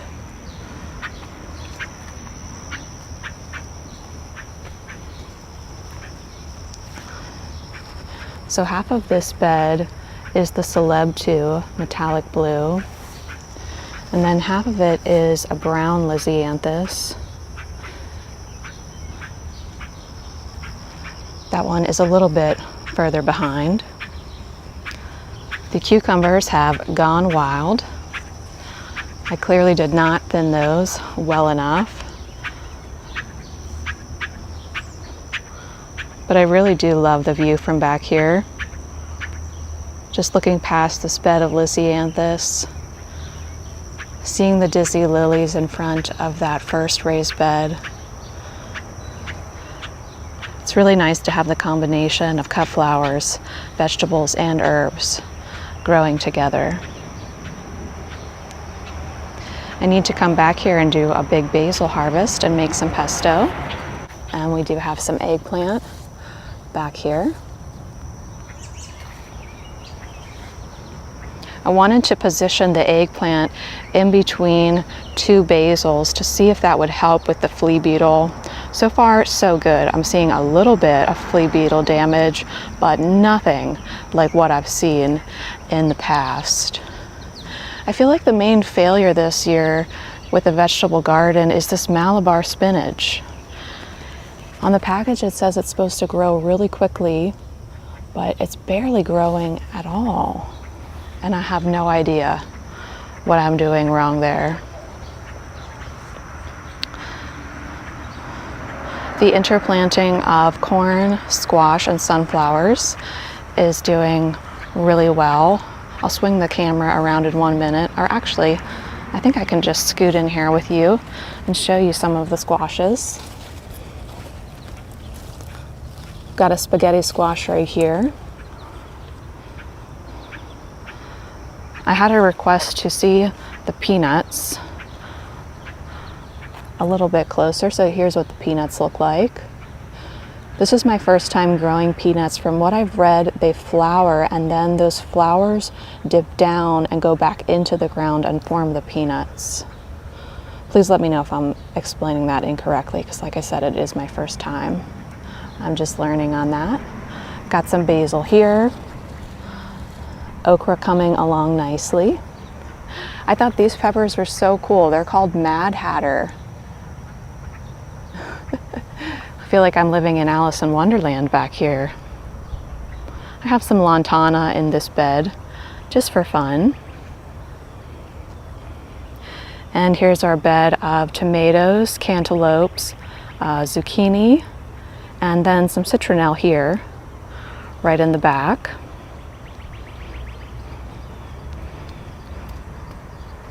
It's a full-time job keeping up with the zucchini harvest. And the bees are having a grand old time helping us out, getting more and more zucchini by the day. I'm pretty sure we have a cantaloupe in here that I can show you. Oh, there's one in here. Here's another one. That's just one cantaloupe in this 4x8 raised bed, intermingling nicely with those tomatoes and a single zucchini. Let's see if we have a bonbon squash yet or not.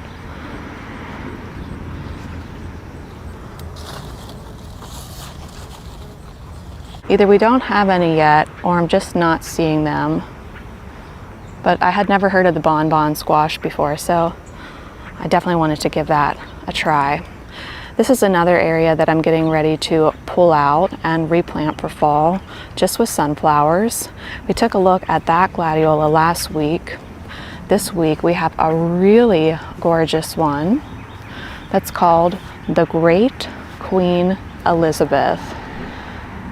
I can't get enough of this gladiola. I love the peaches, the apricots, the yellows, the creams.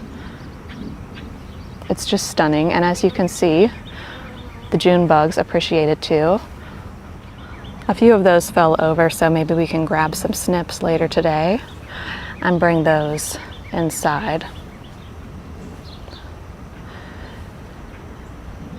Nothing much has changed in the hydrangea annex. I did want to stop over in the hydrangea room because it's been a while since I showed you the hydrangea that we propagated together a few years ago. And here it is right here if you watch my hydrangea propagation video. And of course, just as a disclaimer, you only want to propagate hydrangeas that are not under plant patent. But I did want to show you that I would say this hydrangea is about 3 feet tall after 3 years' time. This week I decided to deadhead a lot of my Invincible hydrangeas in the hydrangea room in the hopes of getting them to rebloom in their lovely pink colors in late fall. So we'll see how that goes. But it's definitely more of a dusty and relaxed feel here in the hydrangea room now that we've lost the pink from Invincible Spirit, Invincible Mini Mauvette, and Invincible Ruby. And we just have a few miniature dwarf microphylla hydrangeas keeping that pink color going.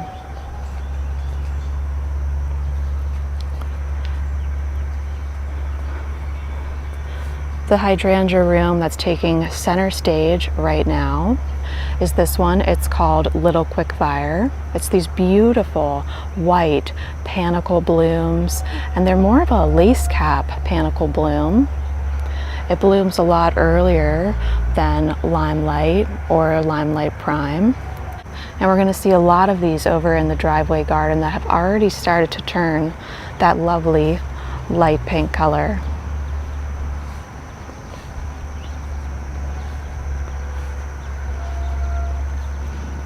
Speaking of hydrangeas changing color, Gatsby Gal is already starting to take on some fall color.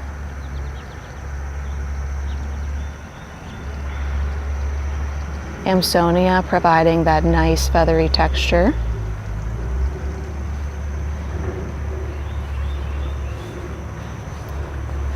If we traveled back down the main flower walk and to the driveway garden, we can stop and see a few more dahlias, specifically Cafe au lait Royale, which I have right behind this vase of Dizzy Lilies. Here's another Saving Grace dahlia on the left-hand side of the border.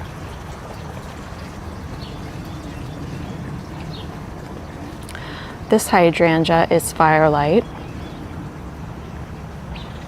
And let's see if we can sneak into the garden together to get a good look at this beautiful dahlia, Cafe au lait Royale.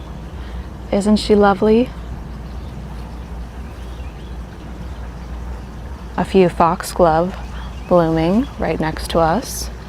And if I turn the camera this way, you can see where we started our tour today. The new things that are blooming in the driveway garden are Stargazer Lily, Rose Lily Editha, Muscadet Lily, and I do have Basilica Lily, but it's not looking so great for some reason. Here we have the always beautiful and classic Stargazer Lily. There's a lot of catmint and alliums in this garden, and we'll have another nice show of the perennial allium Serendipity in, I would say, about 2 weeks' time. This is a younger Little Quickfire hydrangea. I think we have 3 of these in the garden. And so this is what the Little Quickfire hydrangea looks like in my garden after only 1 full season in the ground. The knockout roses continue to push new blooms. And the white Christmas caladium corms that we found in the basement are starting to make a beautiful appearance back here. I'm not really sure if we needed to add those caladiums into this portion of the garden, but when you find a plant, you find a place, right? There's a Casablanca lily. Another Little Quickfire. And lots of Serendipity alliums yet to bloom. This rose lily looks almost identical to Rose Lily Samantha, but it's Rose Lily Tatiana. And then right here we have Rose Lily Editha.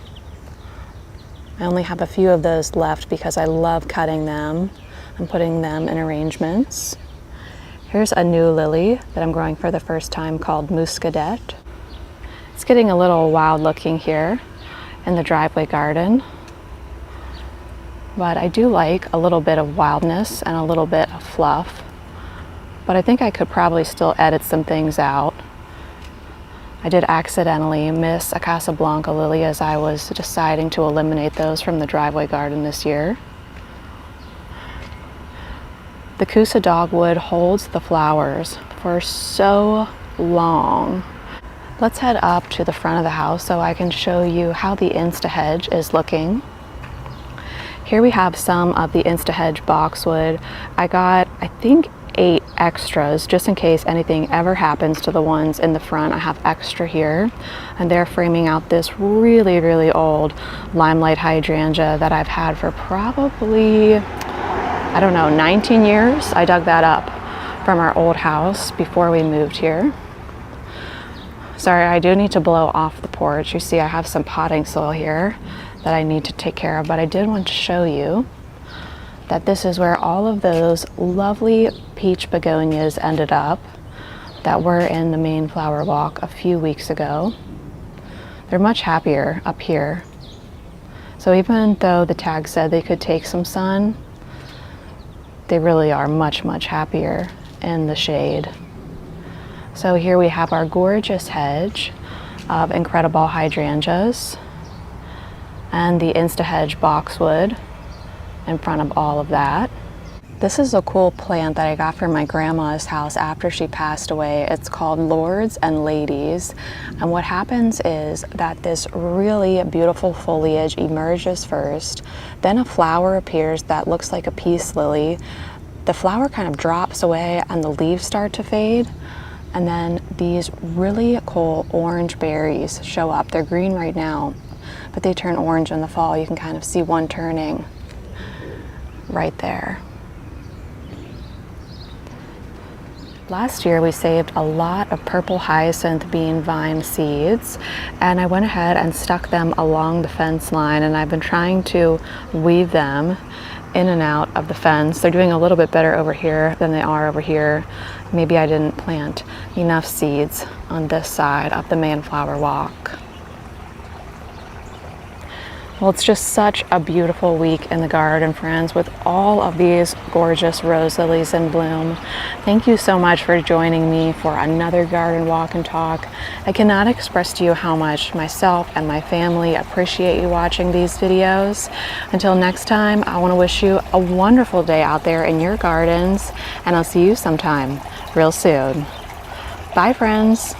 Good morning, friends. Danielle here. Welcome back to our weekly garden walk and talks.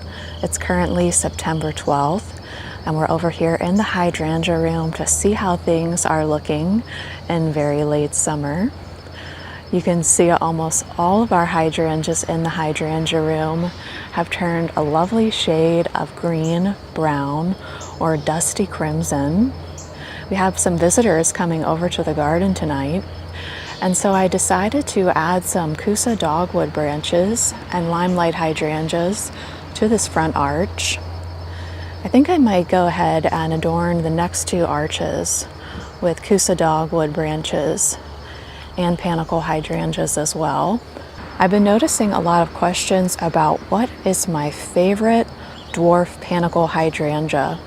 A lot of people are asking me about Tiny Quickfire and Bobo. So I want to show you a close-up on my favorite dwarf panicle hydrangea. It's right here, and it's called Little Quickfire. I've had this one for about 4 years, maybe 5 years. It's at its mature size at this point. It's about 3 to 4 feet tall and wide. It blooms a beautiful white color, and it blooms very early in the growing season and then ages to this lovely dusty crimson before turning brown. So let's go through Hummingbird Way together. This year we have purple hyacinth bean vine growing up and over our trellises. The hummingbirds have been visiting these trellises every morning, and it's so wonderful just to be able to sit over in the library, look over to the hydrangea room, and see those lovely hummingbirds visiting our purple hyacinth bean vine. Let's see, is the light better if I stand over here? Yes, much better. And we also have some of that gorgeous, sensational honeysuckle growing up the trellises. But I wanted to add in some late season blooms.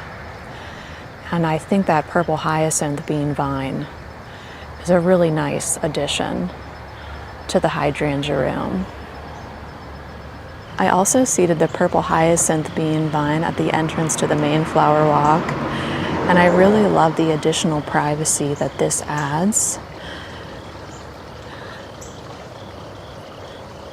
Now when you sit in this new bistro area, you're completely shielded from the driveway and the road, and I really do enjoy sitting in this new area.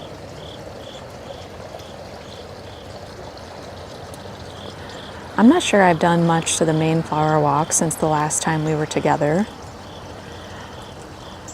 I may have planted some more purple sun patience, but other than that, things remain the same.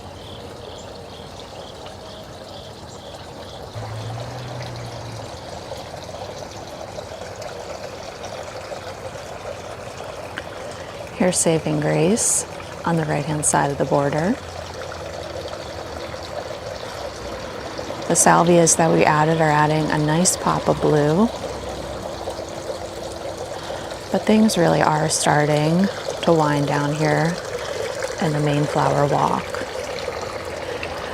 I do have some exciting new blooms to show you in the raised bed gardens. So let's head over there now. I think 2025 is the year of the sun patient here in my garden. They just seem to perform so well. Right here, I have this mound of sun patients. That's only 3 plants. That's just as big as one of these incredible hydrangeas standing right next to it in the garden. And it was wonderful because the incredible hydrangeas came on first. They bloomed that beautiful white bloom, and the sun patients were a little bit smaller. And then as those incredible hydrangeas faded, that's when the sun patients really came into their own and lit up the book nook. So I'm really happy with that planting. I might go ahead and just repeat it next year. We have more purple hyacinth bean vine growing up these bamboo trellises. What I wanted to show you is the white knight sunflowers that we planted together. For the last few years, I've been telling you about how I struggled to grow white sunflowers because they seem to get really damaged by this certain worm that just destroys the petals. So I wanted to try planting the white sunflowers later on in the season and see if I could avoid that damage. So far, pretty good. Most of them I've already cut, and I'll show you some of them in the library. But as long as I grab them when they're like this, it seems like I am able to avoid that damage. So really, really happy about that. Back behind the bed of white knight sunflowers, I have a bed of white pumpkins. We experimented with overplanting our lisianthus with white pumpkins. So far, that interplanting has been successful. I think it's just going to be a matter of whether or not these pumpkins have enough time to mature before our first frost. I've started to transition this middle bed from warm season vegetables to cool season vegetables. We still have some herbs here like parsley and thyme. Still have 1 eggplant left in the garden. But I've switched over to broccoli and cauliflower right here. The front of this bed has some really beautiful Alaska nasturtiums. Alaska is the one with the variegated leaf. I just love nasturtiums.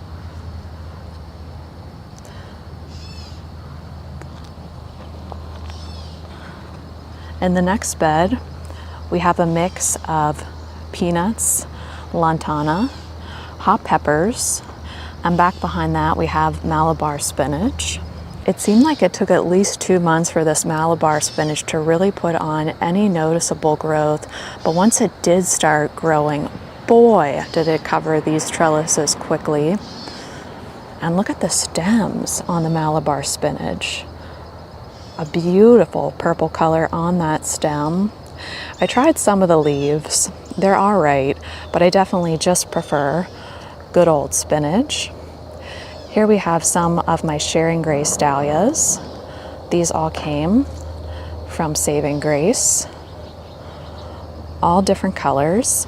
In the next few weeks, we're going to be working on this area together that I am so excited about. This whole area is going to be a rose cutting garden. So basically what I've done so far is I've lined these new quote unquote raised bed cutting gardens with boxwood. So we're going to have some really beautiful tall roses for cutting in here. We're going to have beautiful 3 tall, I think they were called Princess Charlene de Monaco, 3 of those right here, 3 right here, and that way when you sit at the table here, honestly this is more of a work table than a place where we actually sit. I think we sat there once this entire season, but I use it as a work table every day, and I feel like this is an unutilized space, and I've always wanted a rose cutting garden, but I haven't really found a good place for one. And then once all these boxwoods arrived, I thought, yes, I am going to make another raised bed cutting garden back here, but just bring in some formality with these boxwoods. So you'll see a couple vlogs about that in the coming days. This bed had cantaloupes and zucchinis. Those were all done, so I replaced them with mini romaine and peas. The watermelon is on its way out, but I did want to show you this because I talked about this earlier on in the growing season. This is a ground cherry, and you can see it kind of looks like a weed. Every time I've ever grown it, the plant gets really damaged by bugs, but it really does not affect the production of the fruit itself. It comes kind of just like a tomatillo. These aren't quite ready yet. They'll be more yellow when they are ready. But there we have it, a gorgeous ground cherry. That one needs probably about a week more. They normally drop to the ground when they are ready, but I just wanted to show you what that looks like because I know I showed you the seed earlier on in the growing season. So we've got lots of different watermelons in here. Serrano peppers, sriracha peppers, gypsy peppers, and lemon drop peppers. So that's pretty much how things look over in the raised beds. It is a school day, so things are pretty busy here on the main road. I trimmed my boxwood balls one last time, and let's get a close-up on one of these knockout roses. These have been blooming non-stop since May, and they are just bringing me so much joy. I usually end our garden walk and talks with a book recommendation. Today, I don't have a book recommendation, but I still want to share a very special book with you.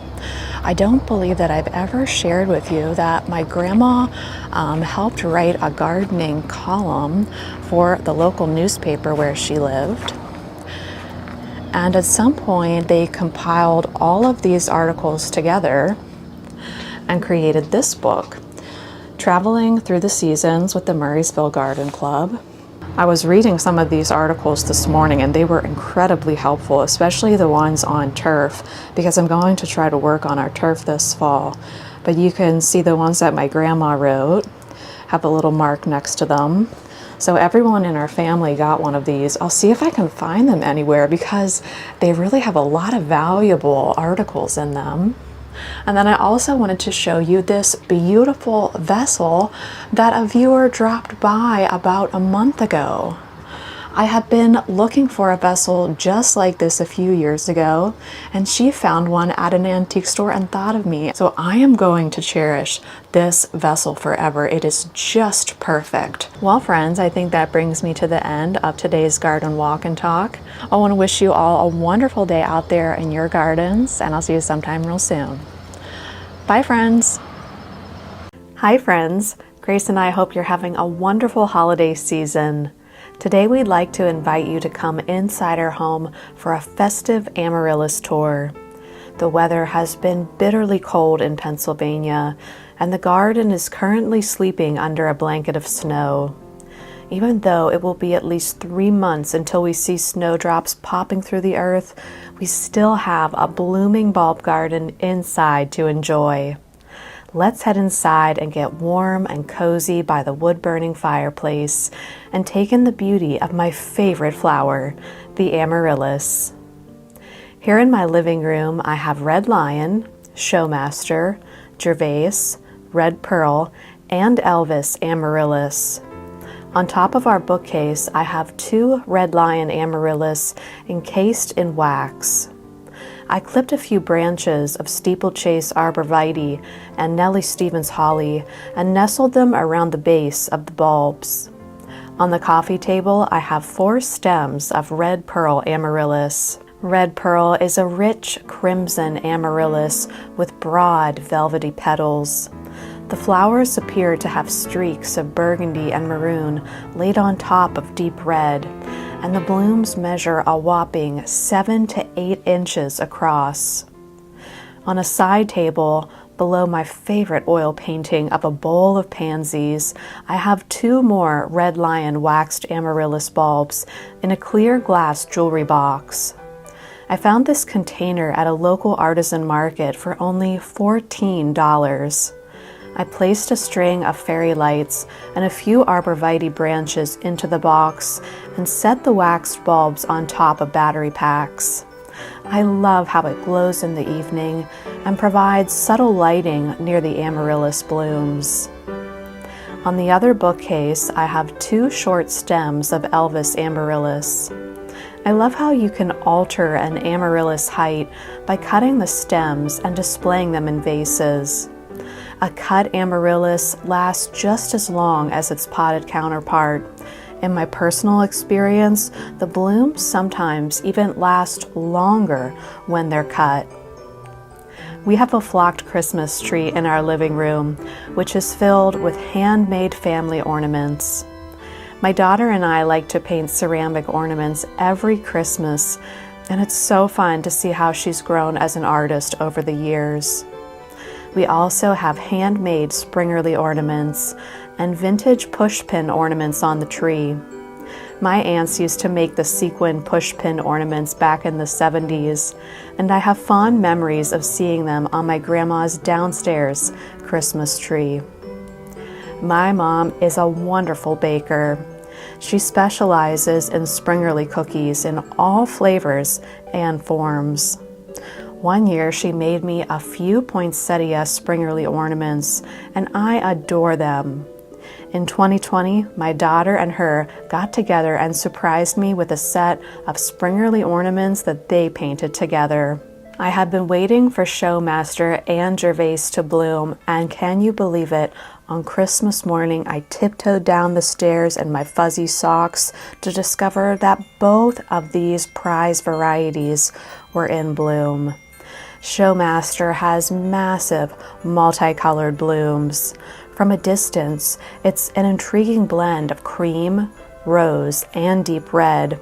But up close, it's a marvel, with each blossom displaying a unique combination of veining, freckles, and fades.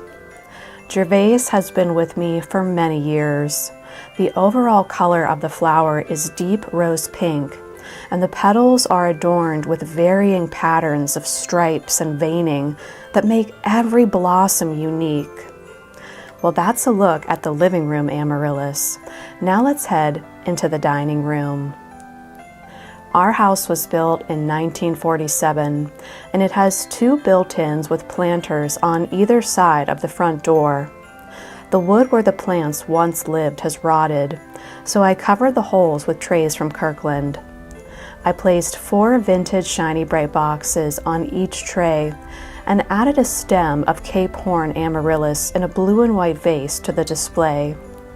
I used to have 2 Cape Horn bulbs, but the amaryllis Grinch must have stolen one because I only found a single pot of that variety in the basement this year.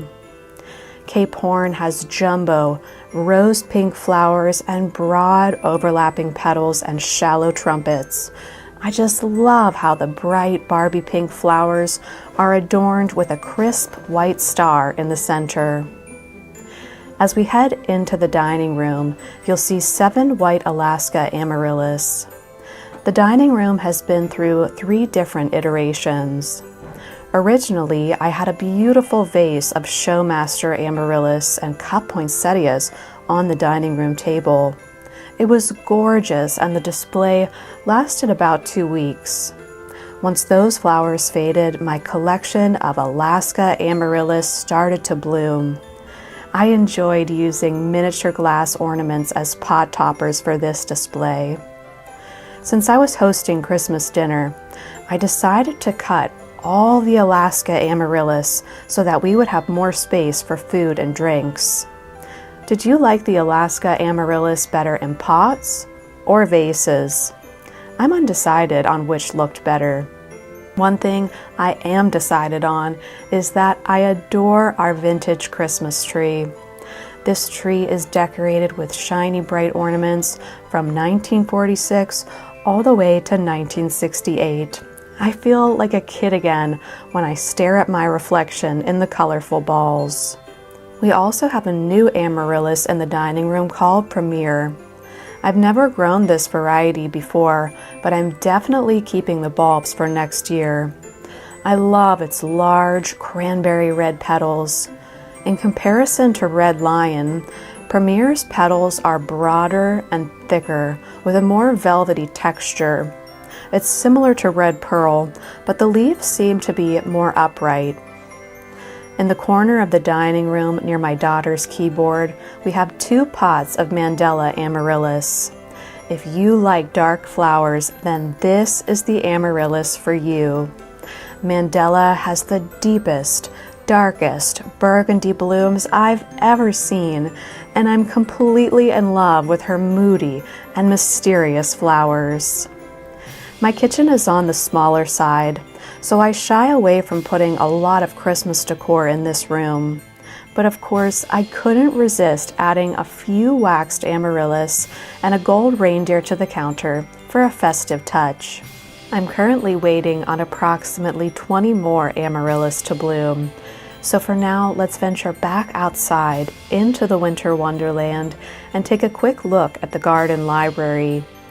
This year, I used red shiny bright ornaments from the 50s, gold beads from the 80s, and singing bells from the 90s on the library tree.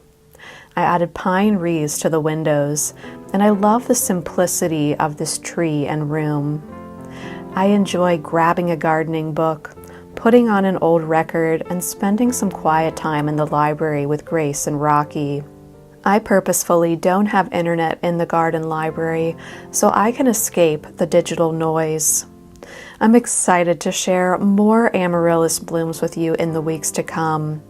But now I must pack a bag because we're headed on an adventure where the weather is warm and the gardens are frost-free. Thank you so much for watching this video.